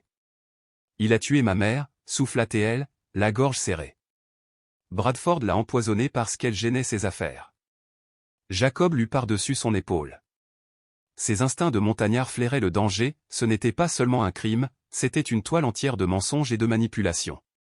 Pourquoi garder de telles preuves? Murmura-t-il. Élisabeth, rassemblant ses souvenirs d'études et de conseils d'administration, comprit. Pour se protéger. Il garde les preuves de ses propres crimes pour menacer ceux qui pourraient parler. Chacun d'eux est impliqué d'une manière ou d'une autre. Les pages suivantes confirmaient ses soupçons, contrats falsifiés, transferts douteux, sociétés écrans. Bradford avait méthodiquement ruiné la compagnie familiale pour mieux la contrôler. Ce mariage arrangé n'était qu'une pièce de plus dans son échiquier, un moyen de s'emparer légalement de ce qu'il avait déjà volé en secret. Élisabeth sentit un vertige. Toute sa vie, on lui avait parlé de devoir, d'honneur, de tradition. Mais ici, dans ces feuilles tachées d'encre, la vérité se révélait nue, son père avait été manipulé, sa mère assassinée, et elle, promise comme une marchandise. Jacob posa une main sur son épaule. Maintenant, tu comprends pourquoi nous devons tenir bon. Ce n'est plus seulement ta liberté qu'ils veulent. C'est la vérité qu'ils craignent. Elle leva les yeux vers lui, les larmes au bord des cils. Alors nous la protégerons, cette vérité, comme vous protégez vos montagnes. Dehors, le vent d'automne s'éleva, faisant chanter les branches et hurler les loups au loin. Dans la lueur du feu, la carte reposait encore sur la table, témoin silencieux de la solidarité des montagnards. Mais désormais, elle symbolisait plus que la défense d'une femme, elle marquait le commencement d'une guerre entre deux mondes, celui des puissants qui croyaient tout posséder, et celui des humbles qui ne possédaient que leur dignité, mais la défendraient jusqu'au bout. Et Élisabeth, héritière d'un empire souillé, trouva dans cette cabane de bois quelque chose que ni l'or ni la loi n'auraient pu lui offrir, un peuple prêt à risquer sa vie pour une vérité, et la certitude que la liberté, quand elle naît de la solidarité, est plus forte que tous les royaumes bâtis sur la peur. La montagne contre l'empire. Les documents étalés sur la table semblaient brûler entre les doigts d'Élisabeth. Des rapports financiers, des lettres confidentielles, des preuves irréfutables. Tout démontrait que Bradford Stone, l'homme qu'elle avait fui, volait depuis des années les comptes de la société familiale tout en orchestrant des crises pour mieux s'en présenter comme le sauveur. Et le pire, des correspondances avec des fonctionnaires corrompus, discutant froidement de elle, élimination, d'obstacles gênants. Ce n'était plus une affaire de mariage ou d'honneur, mais une lutte contre un système gangrené. Élisabeth sentit le sang quitter son visage. Son évasion, son refuge dans les montagnes, ne mettait plus seulement sa propre vie en danger mais celle de Jacob, de sa famille, et de toute la communauté qui l'avait accueilli. « Je dois y retourner » murmura-t-elle, la voix tremblante mais décidée. Jacob, assis près du feu, leva aussitôt les yeux. « Non » répondit-il sans hésiter. « On trouvera un autre moyen. » Elle secoua la tête. Quel autre moyen? Bradford a tout, l'argent, la loi, et maintenant la peur. Il ne s'arrêtera pas tant qu'il n'aura pas gagné. Elle se leva, parcourant la petite cabane de long en large. Chaque pas faisait craquer les planches du plancher comme un écho de ses pensées tourbillonnantes. Elle avait appris à raisonner stratégiquement dès l'enfance, en écoutant son père débattre avec des investisseurs et des politiciens. Mais aucun de ses calculs ne menait à une issue juste. Chaque option semblait conduire au même point, sa liberté coûtait trop cher si elle se payait du sang des innocents. Le télégramme mentionne que mon père est mourant, dit-elle enfin, la voix plus assurée. S'il est encore en vie, peut-être que je peux reprendre le contrôle avant que Bradford ne s'empare de tout. Mais je dois retourner gérer les affaires moi-même. Jacob la regarda avec une douleur mêlée d'admiration. Tu parles de retourner dans le piège que tu viens d'échapper. Non, répondit-elle avec calme. Je parle de cesser de fuir. De me battre. Un long silence suivit. Puis la voix rocailleuse d'Old Duncan Mlood s'éleva depuis son fauteuil, son ombre dansant sur les murs à la lumière du feu. Les gens de la montagne ne se prosternent pas devant les brutes, dit-il lentement. Mais on ne se lance pas non plus dans des batailles perdues d'avance. La question, c'est, peux-tu gagner? Élisabeth réfléchit longuement. Pas seule. Un éclat déterminé traversa ses yeux. Mais j'ai des atouts que Bradford ignore. Je connais la structure de l'entreprise. Je sais quel membre du conseil le déteste en secret. Et j'ai des preuves lettres, contrats, registres, tout ce que mon père gardait sous clé. Ces documents peuvent le détruire légalement. Jacob serra les poings. Et tu crois pouvoir récupérer ces preuves? Je n'ai pas le choix. La tension dans la pièce devint palpable. Le feu crépitait comme un cœur battant. C'était le tournant de leur histoire, continuer à fuir, ou affronter l'orage. La femme qui avait fui un mariage forcé n'était plus une victime, mais une combattante prête à reprendre son destin. Elle posa les yeux sur Jacob. Si je fais ça, dit-elle d'une voix ferme, j'aurai besoin d'aide. De quelqu'un en qui j'ai une confiance absolue. Quelqu'un qui comprend que certaines batailles valent la peine d'être livrées, même si tout semble perdu. Jacob ne répondit pas tout de suite. Ses yeux se posèrent sur la vieille carabine adossée contre le mur, le fusil des Morrison. Son bois usé brillait faiblement, poli par 3 générations de mains rugueuses. Son grand-père l'avait porté durant la guerre de sécession. Son père s'en était servi pour nourrir la famille pendant les hivers de misère. À présent, c'était à lui d'en assumer le poids. Il la prit dans ses mains, passant le doigt sur le canon. « Je ne l'ai pas nettoyé depuis des mois » murmura-t-il. Grand-père disait qu'un homme qui ne prend pas soin de ses outils ne mérite pas de les garder. Mais ce fusil n'était pas qu'un outil. C'était un héritage, un serment muet. La montagne avait ses lois, on ne cherchait pas la violence, mais on protégeait ce qui comptait, coûte que coûte. Les hommes de Bradford avaient l'argent et la loi, ici, c'était la terre, la mémoire et la dignité qui régnaient. Elizabeth observait Jacob préparer l'arme, le cœur serré. « Je ne veux pas que quelqu'un soit blessé à cause de moi, dit-elle d'une voix douce. Old Duncan répondit sans lever les yeux de la flamme. Parfois, la douleur vient, qu'on la veuille ou non. La seule question, c'est si on l'affronte debout ou à genoux. L'aube n'était pas encore levée lorsque le grondement de sabots et de roues monta de la vallée. Bradford Stone arriva, escorté de 6 hommes vêtus de manteaux coûteux et de bottes cirées qui s'enfonçaient maladroitement dans la boue des chemins de montagne. Leur présence tranchait comme un corps étranger dans ce paysage brut. Ils avancèrent vers la cabane avec l'assurance hautaine de ceux qui n'ont jamais entendu le mot « non ». Elizabeth, appela Bradford d'une voix forte, teintée d'autorité. « Assez de cette comédie. Ton père est mourant, et ton devoir t'attend. » Elizabeth sortit sur le petit perron, Jacob à ses côtés, le fusil appuyé contre son bras, calme mais prêt. Elle ne portait plus de soie ni de bijoux, seulement une robe simple de laine et des bottes solides. Ses cheveux, tressés à la manière des femmes d'ici, encadraient un visage décidé. Pourtant, dans sa posture, demeurait la grâce de son éducation. « Bonjour, Bradford, dit-elle d'un ton tranquille. Je ne m'attendais pas à ce que tu viennes en personne. Toi qui préfères d'ordinaire déléguer les besognes sales à d'autres. » Les yeux de Bradford se plissèrent. Il la scruta, méprisant chaque détail de sa transformation. « Tu ressembles à une simple fille de la montagne, dit-il avec dédain. C'est donc ça, ta rébellion? Te vautrer dans la misère avec ces gens? » Elizabeth soutint son regard sans ciller. « J'ai appris ici ce qu'est la vraie richesse. Et crois-moi, elle ne se compte pas en dollars. » Bradford éclata d'un rire froid. « Épargne-moi tes philosophies rustiques. Tu as des obligations, envers ta famille, envers les ouvriers, envers l'entreprise.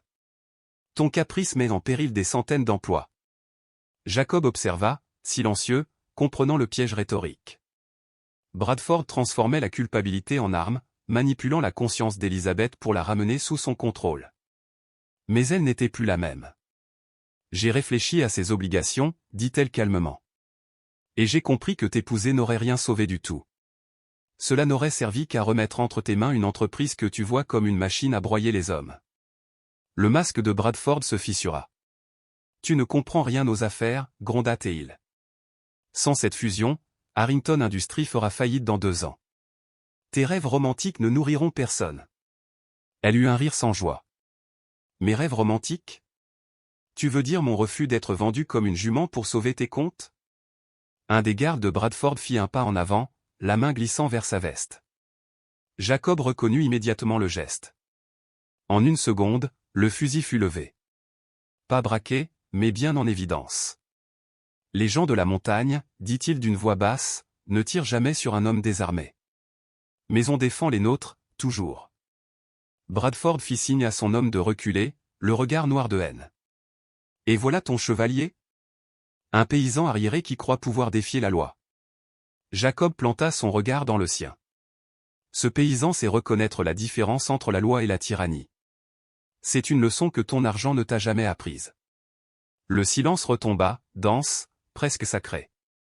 Le vent de la montagne sifflait entre les arbres. Les hommes de Bradford échangeaient des regards nerveux. Ici, ils étaient étrangers sur un terrain qu'ils ne comprenaient pas, face à des gens qui n'avaient pas peur de mourir pour leurs principes. Elizabeth s'avança d'un pas. « Tu ne contrôles plus rien, Bradford, dit-elle d'une voix calme.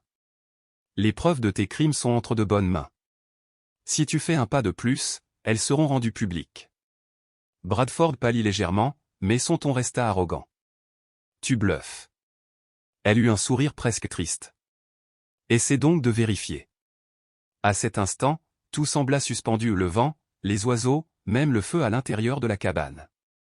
2 mondes se faisaient face, l'ancien, fait de domination et d'or, et le nouveau, bâti sur la liberté et la dignité. Jacob, derrière elle, tenait le fusil non comme une menace, mais comme un symbole. 3 générations d'hommes l'avaient porté pour défendre ce que l'argent ne pouvait acheter, la terre, l'honneur, la famille. Bradford finit par tourner les talons. Ses bottes éclaboussèrent la boue, souillant le silence. Ses hommes le suivirent, vaincus sans qu'un seul coup de feu n'ait été tiré. Lorsqu'ils disparurent derrière la crête, Élisabeth se laissa tomber sur les marches du perron, les mains tremblantes. Jacob posa le fusil contre le mur et s'assit à côté d'elle. Le soleil perçait enfin les nuages, répandant sur la vallée une lumière dorée. « Tu crois qu'il va abandonner » demanda-t-elle. Jacob haussa les épaules. « Non. Mais maintenant, il sait que tu n'es plus seul. Et ça change tout. » Élisabeth sourit faiblement. Dans ses yeux, il n'y avait plus la peur d'autrefois, seulement une résolution calme. Le combat ne faisait que commencer, mais elle n'était plus la proie. Elle était devenue la force tranquille d'une montagne prête à défendre sa liberté et ce qu'elle aimait contre tout un empire. Le serment de la montagne. Il n'était pas seulement en train de combattre un homme puissant, il défendait quelque chose qui donnait un sens à leur existence. Ces montagnes, ces foyers, ces vies construites à la sueur du front, voilà ce qu'ils protégeaient. Pas pour l'argent. Pas par obéissance. Par conviction. Bradford tenta alors une autre approche. Sa voix, d'ordinaire tranchante comme la lame d'un ordre, prit une douceur feinte, presque persuasive. « Élisabeth, sois raisonnable. Tu ne peux pas te cacher ici éternellement. Un jour ou l'autre, la réalité finira par briser ton illusion. » Elle planta son regard dans le sien, calme et résolu. « Ce n'est pas une illusion, » répondit-elle. « C'est la première fois de ma vie que je vis réellement. » Son ton avait la force tranquille de ceux qui ont trouvé leur vérité.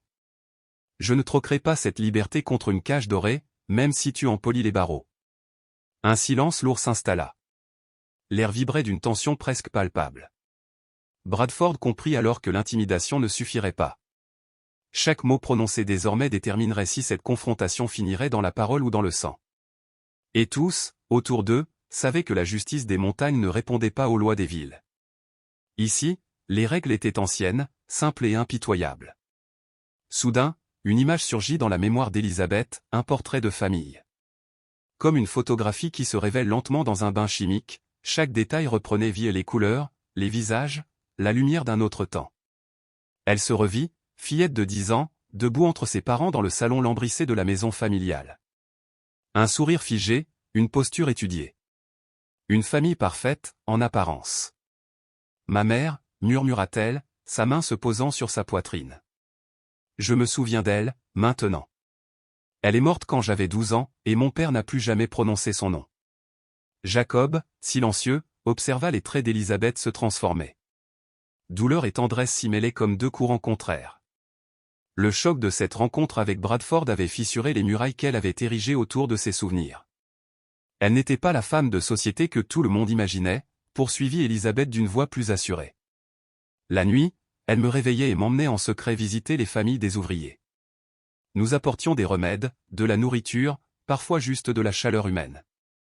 Elle disait que notre richesse n'avait de valeur que si elle servait à aider ceux qui n'avaient rien. Le souvenir fit briller ses yeux d'une lueur douloureuse. Ce portrait, pensa-t-elle, représentait bien plus qu'une simple généalogie. Il incarnait le choix qu'elle devait faire, deux visions du devoir. Celle de son père fondée sur le pouvoir, la réputation, les affaires. Et celle de sa mère fondée sur la compassion, le courage et la dignité. Mère aurait détesté ce mariage arrangé, souffla-t-elle. Elle disait toujours que l'amour était le seul socle valable pour bâtir une vie. Son père, lui, avait changé après la mort de cette femme lumineuse, il s'était endurci, obsédé par la réussite comme si les profits pouvaient combler le vide laissé par la perte. Et maintenant, Bradford exploitait cette faiblesse, brandissant la ruine comme une arme. Les paroles de Bradford résonnaient encore dans la tête d'Élisabeth, s'il échouait à la faire revenir, la société familiale s'effondrerait, des centaines d'ouvriers perdraient leur emploi, et son père risquerait la prison pour des crimes montés de toutes pièces. Les familles des ouvriers que je visitais avec ma mère, elles dépendent toutes de Harrington Industries, dit-elle à Jacob. Si la compagnie s'écroule à cause de moi, des enfants auront faim. Tout cela parce que j'aurais choisi mon bonheur au détriment du leur. Ce n'est pas de l'égoïsme, répondit Jacob d'un ton ferme. C'est de la survie. Mais Élisabeth n'écoutait plus vraiment. Quelque chose venait de s'éclairer dans son esprit, un souvenir mêlé de soupçons. Mon père n'était plus lui-même ces dernières années, murmura-t-elle. Bradford le fait empoisonner, j'en suis sûr. Pas assez pour le tuer, juste assez pour brouiller son jugement.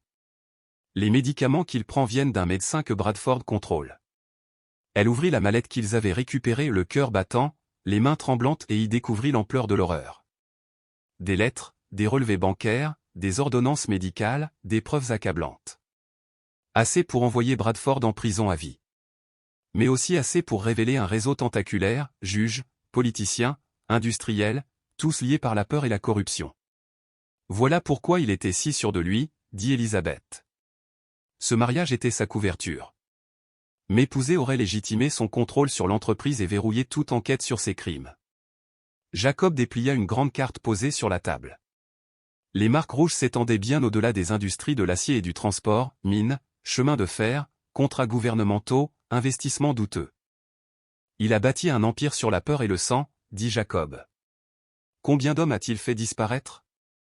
Au moins 6 qu'a mentionné ici, répondit Elizabeth d'une voix glaciale. Tous classés comme accidents. Son regard se durcit. Ma mère n'a pas été sa première victime, seulement celle qui lui a ouvert les portes de notre fortune. Elle referma doucement le dossier, comme on referme un cercueil. Les feuilles frémirent sous ses doigts. Et maintenant, il veut m'utiliser ou m'effacer.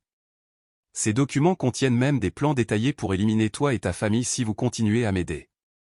Jacob serra la mâchoire. La colère brûlait dans ses yeux, froide et concentrée. S'il s'en prend à ces montagnes, il trouvera plus qu'il ne cherche. Mais Elizabeth, elle, pensait plus loin. Nous devons livrer ces preuves à des autorités honnêtes. Mais la plupart des tribunaux, de la police, même des journaux sont sous sa coupe. Nous devons trouver quelqu'un qu'il ne peut pas acheter. La loi des montagnes ne se vend pas, dit Jacob sombrement. Ici, quand la justice ne vient pas, on la fait venir. Non. S'exclama T.L. Si nous agissons en dehors de la loi, nous deviendrons comme lui. Il gagnera en nous transformant en criminels. Elle prit une longue inspiration, les yeux fixés sur un tableau comptable où s'entrecroisaient les preuves de vol et de manipulation. Puis une idée germa, claire, audacieuse. Attends. Il ne peut régner que tant que tout reste secret. Son pouvoir repose sur la peur et l'ombre. Si nous exposons tout, publiquement, il s'effondrera. Jacob la regarda, incertain. Tu veux rendre ces preuves publiques? Exactement. Si la vérité éclate, ses alliés le trahiront pour se sauver. Il ne pourra pas faire taire tout le monde. Elle rangea les documents avec une précision presque rituelle. Ce n'était plus seulement des pièces à conviction, c'était le témoignage de son instinct, la preuve que sa fuite n'avait jamais été une faiblesse, mais une lucidité. Je comprends enfin, dit-elle d'une voix grave. Il ne me poursuit pas parce que je suis une fiancée fugitive. Il me poursuit parce que je suis la seule à pouvoir contester son emprise sur l'empire familial. Pour lui, je dois être soit son épouse, soit son cadavre. Et il est prêt à accepter les 2 options. Son regard se posa alors sur la robe de mariée. Elle pendait à une branche, agitée doucement par le vent, comme un fantôme du passé. La soie autrefois immaculée portait encore la boue et la pluie de sa fuite à travers la tempête. Des déchirures marbraient le tissu, chaque fil racontant la lutte entre la peur et la liberté. Je voulais qu'on me la rapporte, dit-elle doucement à Jacob. Je devais la regarder en face. Il ne répondit rien. Le crépitement du feu remplissait l'espace. Elizabeth s'avança, tendit la main, toucha l'étoffe. C'est la prison qu'ils avaient préparée pour moi, murmura-t-elle. Une cage cousue de soie. Le vent s'éleva, soulevant la traîne comme une aile blessée. Les montagnes se teintaient d'or sous le soleil couchant. Autour d'eux, la forêt retenait son souffle. Elizabeth redressa la tête. Dans ses yeux, la peur avait laissé place à une résolution pure, presque lumineuse. Je ne fuirai plus. Cette fois, je choisis de me battre. Pas pour mon nom. Pas pour la fortune. Pour les enfants de ses ouvriers, pour ma mère, pour la justice. Jacob s'approcha, posa une main sur son épaule. Alors nous le ferons à ta manière, dit-il doucement. Mais sache une chose, les montagnes protègent ceux qui ont le cœur juste. Et elles punissent ceux qui les souillent. Leurs regards se croisèrent. Dans ce silence suspendu, tout fut dit. Loin, dans la vallée, le tonnerre gronda.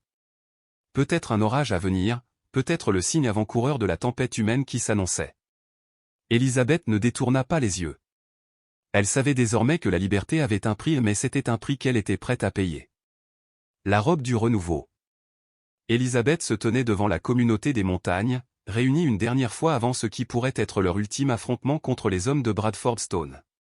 La lumière du soir se glissait entre les troncs d'épicéas, caressant les visages tendus des hommes et des femmes rassemblés autour d'elle. Dans ses mains, elle tenait la robe. Cette robe qu'elle n'avait portée que 17 minutes d'étouffement, de silence et de faux semblants. 17 minutes à se sentir comme la principale invitée de son propre enterrement. Le tissu de soie éclatait sous la lumière, riche de dentelles, de perles, de broderies fines.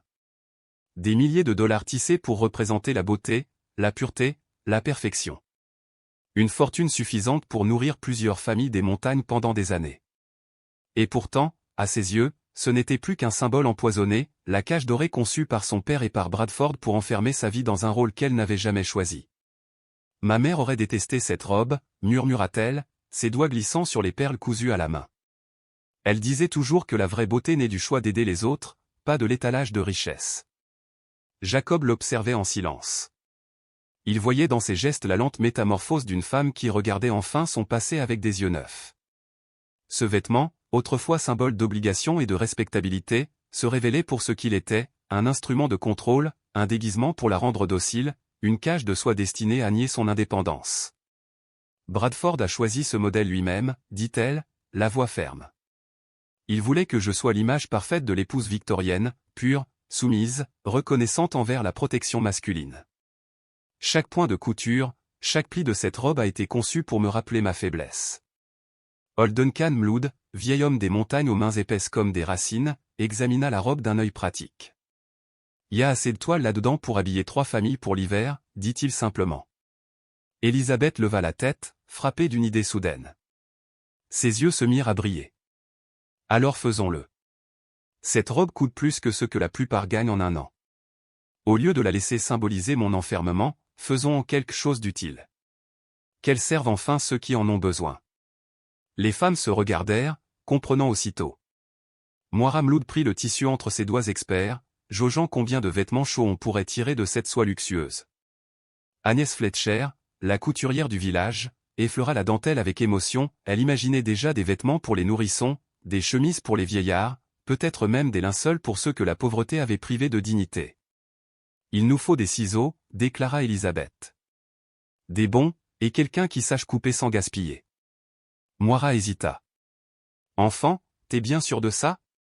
Une fois la robe taillée, y aura pas de retour possible. C'est ton ancienne vie que tu détruis là. Élisabeth releva le menton. C'est exactement pour ça qu'il faut le faire. Mon ancienne vie était bâtie sur des apparences, sur des traditions qui ne profitent qu'aux hommes comme Bradford. Ma nouvelle vie sera fondée sur le service, le courage, et la solidarité. Jacob apporta les ciseaux de couture appartenant autrefois à sa grand-mère. Les lames, polies par des décennies d'usage, brillaient d'un éclat mat. Le contraste entre l'outil simple et le vêtement somptueux semblait presque sacré. On commence où? Demanda Jacob. Par les manches, répondit Élisabeth, saisissant les vastes bouffants de tissu qui entravaient tout mouvement. Aucune femme ne peut travailler dans de telles manches. Elles sont faites pour prouver qu'elle n'a pas besoin de travailler. Le son du premier coup de ciseau fendit l'air. Le tissu céda avec un soupir soyeux, et Élisabeth sentit quelque chose se rompre en elle, un lien invisible, une chaîne qu'elle ne porterait plus jamais.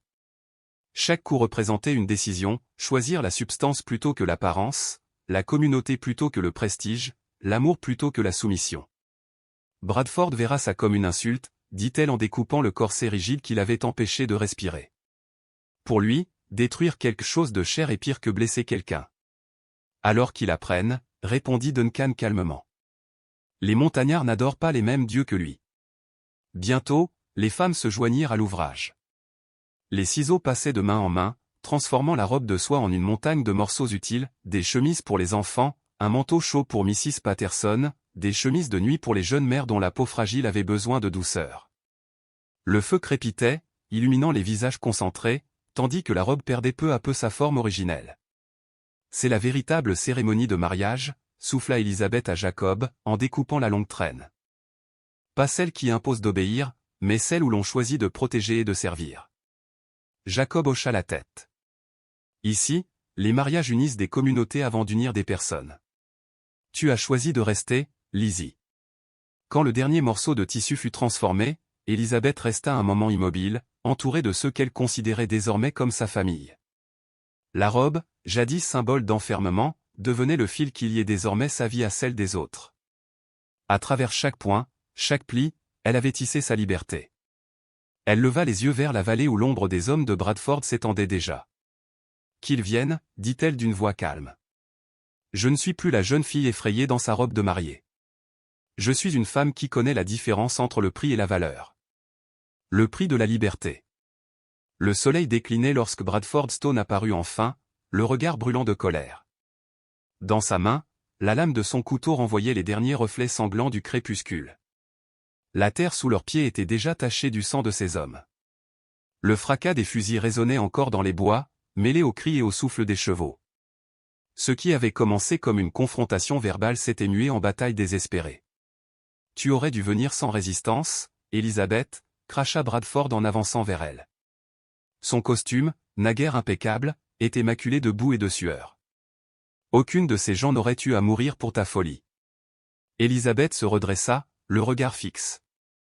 Les mois passés dans la montagne l'avaient transformée. Ses vêtements simples portaient l'odeur du bois et du travail honnête. Ses mains, jadis délicates, étaient marquées de cicatrices.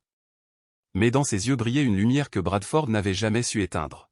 « Ils ne meurent pas pour moi, » répondit-elle, la voix calme mais inflexible. « Ils se battent pour ce que tu ne comprendras jamais, le droit de protéger ceux qu'ils aiment. » Autour d'eux, la bataille faisait rage.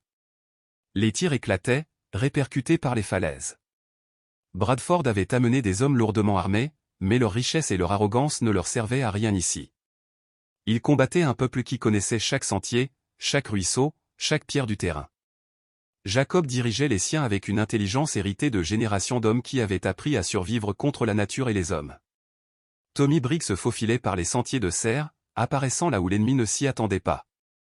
Les fils de Duncan avaient installé des positions croisées, forçant les mercenaires à se replier, incapables d'avancer. Les montagnes elles-mêmes semblaient se dresser contre Bradford. La forêt bruissait comme une alliée, les arbres masquaient les embuscades, et le vent emportait les ordres criés par les hommes de la ville. Mais Bradford ne voyait rien de cela. Son regard ne quittait pas Elizabeth. Pour lui, elle restait le trophée, la clé du pouvoir, la légitimation de son vol du patrimoine Harrington. Il se jeta sur elle, le couteau scintillant dans l'air. La lame effleura sa joue. « J'ai les preuves de tes crimes », lança-t-elle en esquivant. Il ricana. « Et qui croira une fugitive des montagnes ?» Elle ne répondit pas. Dans ses yeux, il vit non pas la peur, mais la certitude. Autour d'eux, les cris redoublaient. Le feu des fusils s'atténuait peu à peu, remplacé par le bruit lourd des pas sur la terre et les gémissements des blessés. Bradford fit un pas de trop, glissa sur la boue rouge. Elizabeth, d'un geste instinctif, attrapa le manche du couteau. La lutte fut brève, violente, presque silencieuse. Lorsqu'elle s'écarta, haletante, l'arme brillait dans sa main, couverte d'un éclat nouveau, celui de la survie. Elle leva les yeux vers le ciel assombri. Le vent charriait l'odeur du sang et de la pluie, mais aussi quelque chose d'autre, un parfum de liberté, de terre mouillée, de recommencement. Autour d'elle, les montagnards s'occupaient des blessés, recueillaient les survivants, ramassaient les fusils tombés. Le silence qui suivit la bataille ne fut pas celui de la peur, mais de la victoire tranquille. Jacob s'approcha. Ses mains étaient noircies de poudre, ses yeux pleins d'une tendresse contenue. « C'est fini, Lizzie. » Elle secoua la tête doucement. « Non. Ce n'est que le commencement. » Leur regard se croisa, chargé de cette vérité simple, elle avait cessé d'être la fille d'un empire industriel pour devenir une femme des montagnes. Une femme qui avait troqué la soie contre le lin, la dépendance contre la force, la peur contre la liberté. Sur la colline, le premier rayon de lune éclaira les morceaux de la robe qu'ils avaient transformés.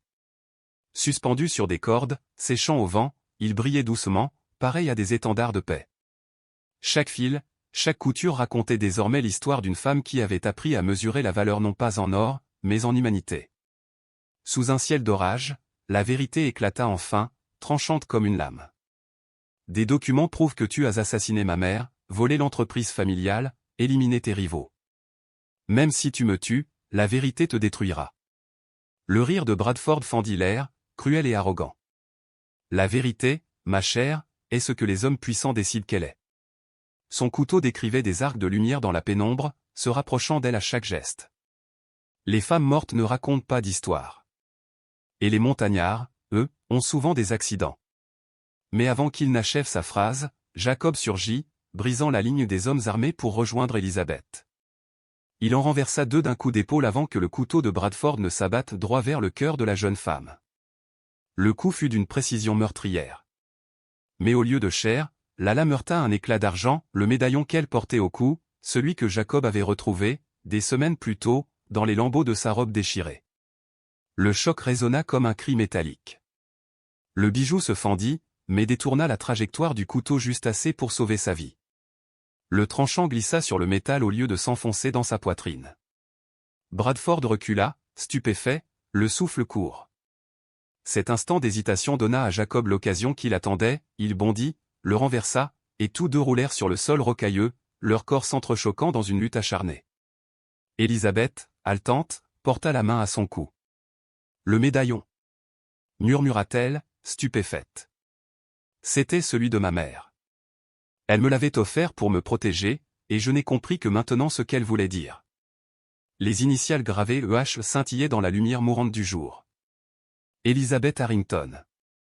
Son véritable nom, son identité, s'alignaient.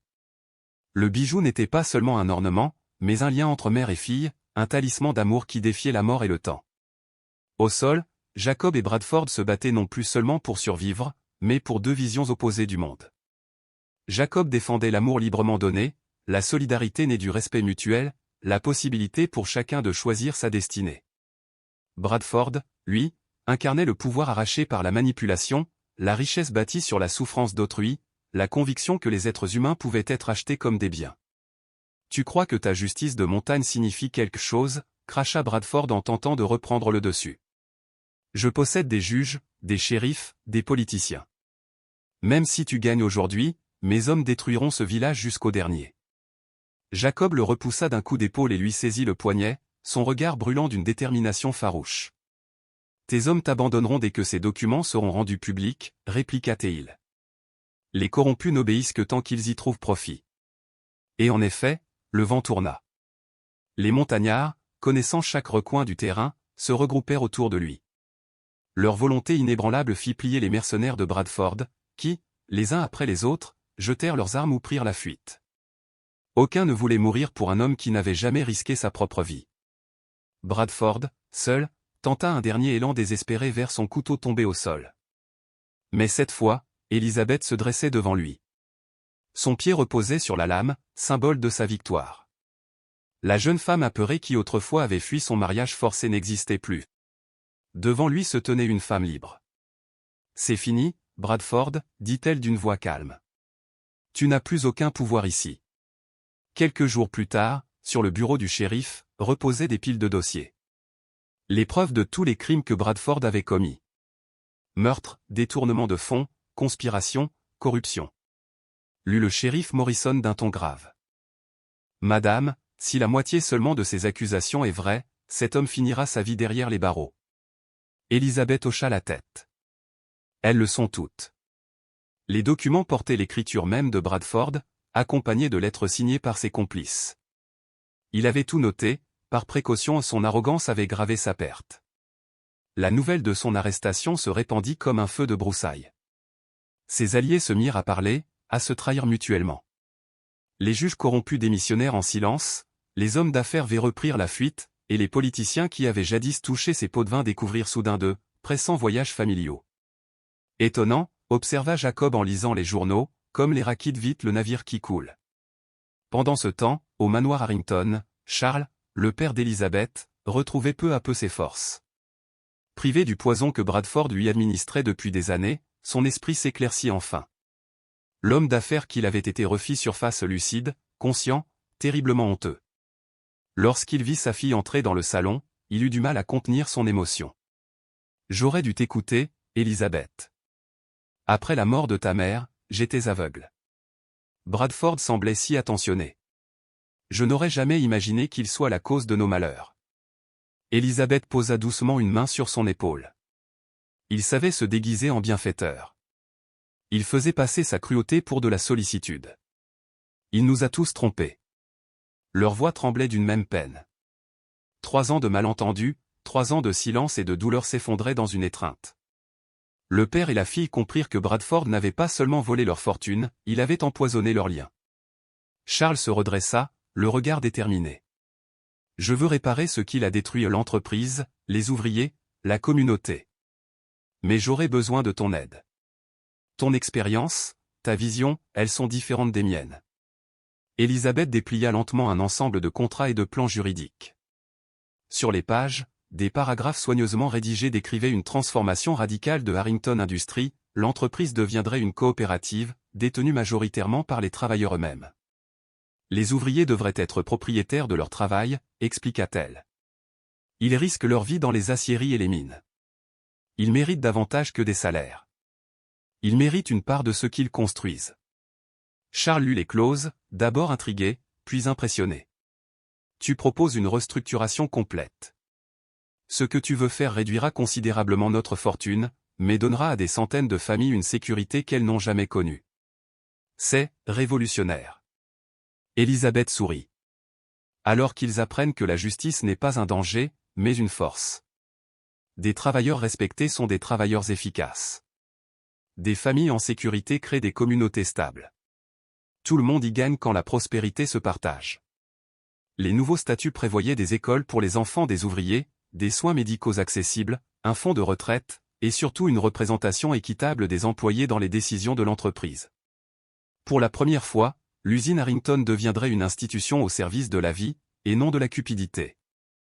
Charles prit la plume. Ses doigts tremblaient, mais son cœur était ferme. Ta mère serait fière, murmura-t-il avant de signer.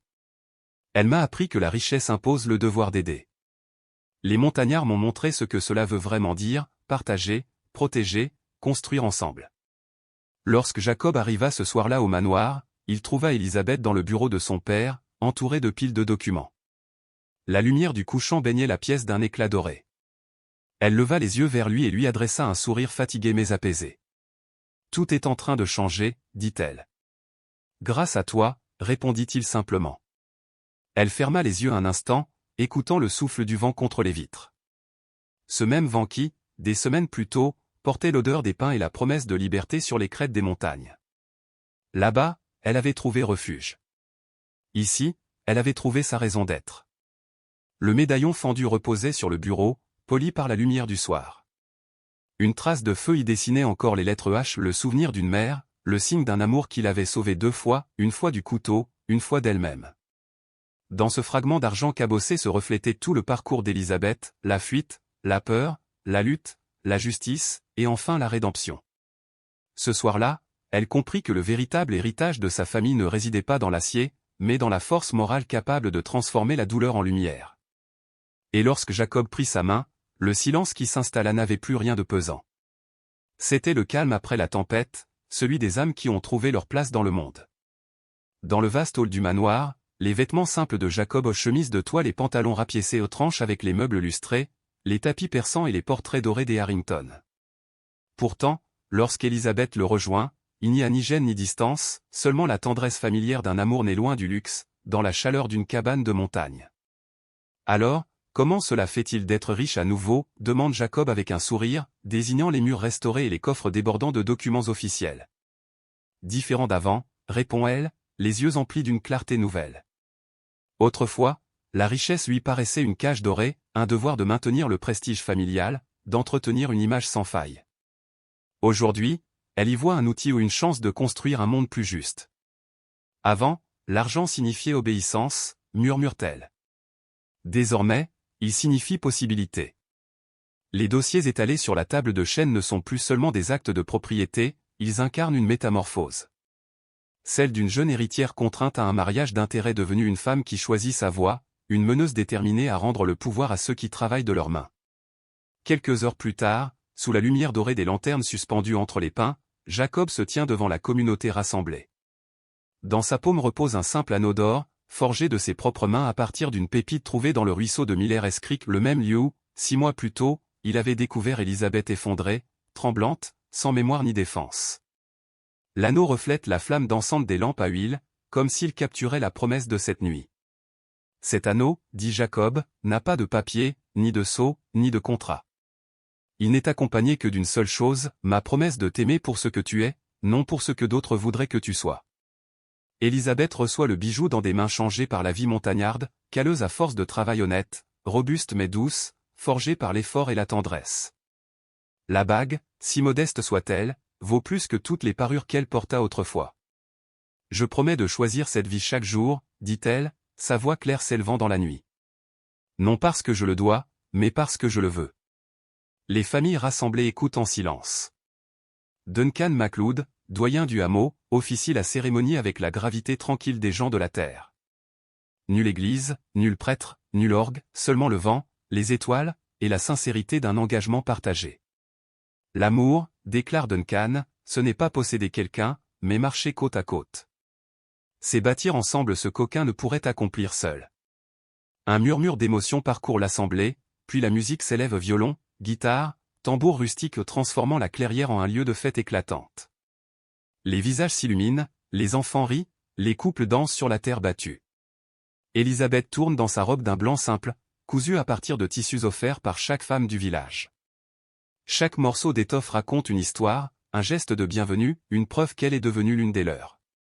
6 mois se sont écoulés depuis l'arrestation de Bradford Stone et la restitution de l'héritage Harrington. Durant ce temps, Élisabeth a fondé une coopérative ouvrière, un modèle inédit où chaque employé détient une part de l'entreprise. Les moulins coopératifs produisent plus d'acier que jamais, explique-t-elle avec fierté en levant son verre. Il semble que les gens travaillent mieux quand ils possèdent ce qu'ils bâtissent. Autour d'elle, les tables regorgent de plats préparés par les femmes des montagnes, pain de maïs fumant, ragoûts épicés, cidre ambré. Les rires se mêlent au crépitement des feux. Et dans un coin, un homme observe sa fille avec émotion, Charles Harrington, venu de la ville pour assister à ce mariage si peu conventionnel. Son costume impeccable contraste avec la simplicité du lieu, mais son regard n'a plus rien du magnate froid d'autrefois. Lorsqu'il se lève pour porter un toast, la voix lui tremble légèrement. « J'ai longtemps craint, dit-il, que les montagnes me volent ma fille. Mais elles me l'ont rendue changée, forte, vivante. Ce soir, je bois à la femme qu'elle est devenue. » Les invités applaudissent, certains essuient discrètement une larme. La rumeur du succès de la coopérative s'est déjà répandue dans les vallées voisines, d'autres entreprises étudient son fonctionnement, fascinées par cette idée nouvelle, la propriété partagée, la démocratie économique, la fin du servage déguisé. Ce qui paraissait utopique hier est en train de devenir un modèle viable. Plus tard, un groupe de jeunes femmes s'approche d'Élisabeth. Leurs yeux brillent d'admiration et d'espoir. « Comment as-tu su que cela marcherait » demande l'une d'elles. « Je ne le savais pas » répond-elle simplement. « Mais j'ai compris qu'on ne fuit pas les problèmes, on les affronte, ensemble, avec ceux en qui on a confiance. C'est ainsi que le monde change, une décision à la fois. » Elle regarde l'anneau à son doigt sans pierre précieuse, sans gravure ostentatoire. Sa beauté tient à ce qu'il symbolise, la liberté choisie, la dignité partagée, l'amour sans condition. La nuit avance, et Élisabeth se retrouve au centre de la fête, entourée de visages familiers. Ces gens ont risqué leur vie pour la protéger, refusé tout paiement pour leur courage, offert leur hospitalité sans réserve. Autrefois, elle croyait que le bonheur consistait à tout posséder. Désormais, elle comprend que le bonheur, c'est désirer ce que l'on a déjà. Elle enlace Jacob tandis qu'il danse sur une mélodie jouée avec des instruments sculptés par son grand-père. Les flammes des torchets se reflètent sur leurs visages, et l'anneau brille comme un petit soleil entre leurs mains jointes. « Tu te souviens » murmure Jacob. « C'est ici même, près du ruisseau, que je t'ai trouvé ce jour-là. Tu ne te rappelais même pas ton nom. Et maintenant, dit-elle en souriant, je sais exactement qui je suis. » Autour d'eux, les enfants courent entre les feux de camp, les aînés racontent des histoires, et les étoiles veillent au-dessus des pins. La montagne, silencieuse et bienveillante, semble elle-même bénir cette union. Le vent transporte les échos de la fête au-delà des vallées, jusqu'au ravin où coule Milleres Creek. Quand la lune atteint son zénith, la musique s'adoucit. Les familles commencent à regagner leur foyer. Les lanternes s'éteignent une à une, ne laissant derrière elles qu'une lueur d'ambre et l'odeur du bois brûlé. Élisabeth et Jacob se tiennent à l'écart, sur la crête qui surplombe la vallée. Devant eux, le ruisseau miroite comme une rivière de diamants. Aucun regret, demande Jacob, passant un bras autour d'elle. Elle reste silencieuse un moment, observant la lumière des étoiles se mêler à celle de la bague. Un seul, murmure-t-elle enfin. Que j'ai mis si longtemps à trouver le chemin du retour. Il sourit et la serre contre lui. Les montagnes, témoins de tant de douleur et de renaissance, se dressent autour d'eux dans leur majesté éternelle. Là où tout avait commencé dans cette vallée sauvage, au bord de ce ruisseau scintillant où leur histoire trouve son apaisement. Mais plus qu'une fin, c'est un commencement, celui d'une vie partagée, d'un amour bâti non sur la possession, mais sur le choix renouvelé chaque jour de marcher ensemble. Elisabeth ferme les yeux. Le vent soulève doucement une mèche de ses cheveux, et dans le murmure de la forêt, elle croit entendre la promesse qu'ils ont faite l'un à l'autre se mêler aux voix anciennes des montagnes. Une promesse simple, mais invincible, celle d'aimer sans chaîne, de bâtir sans peur, et de vivre enfin libre.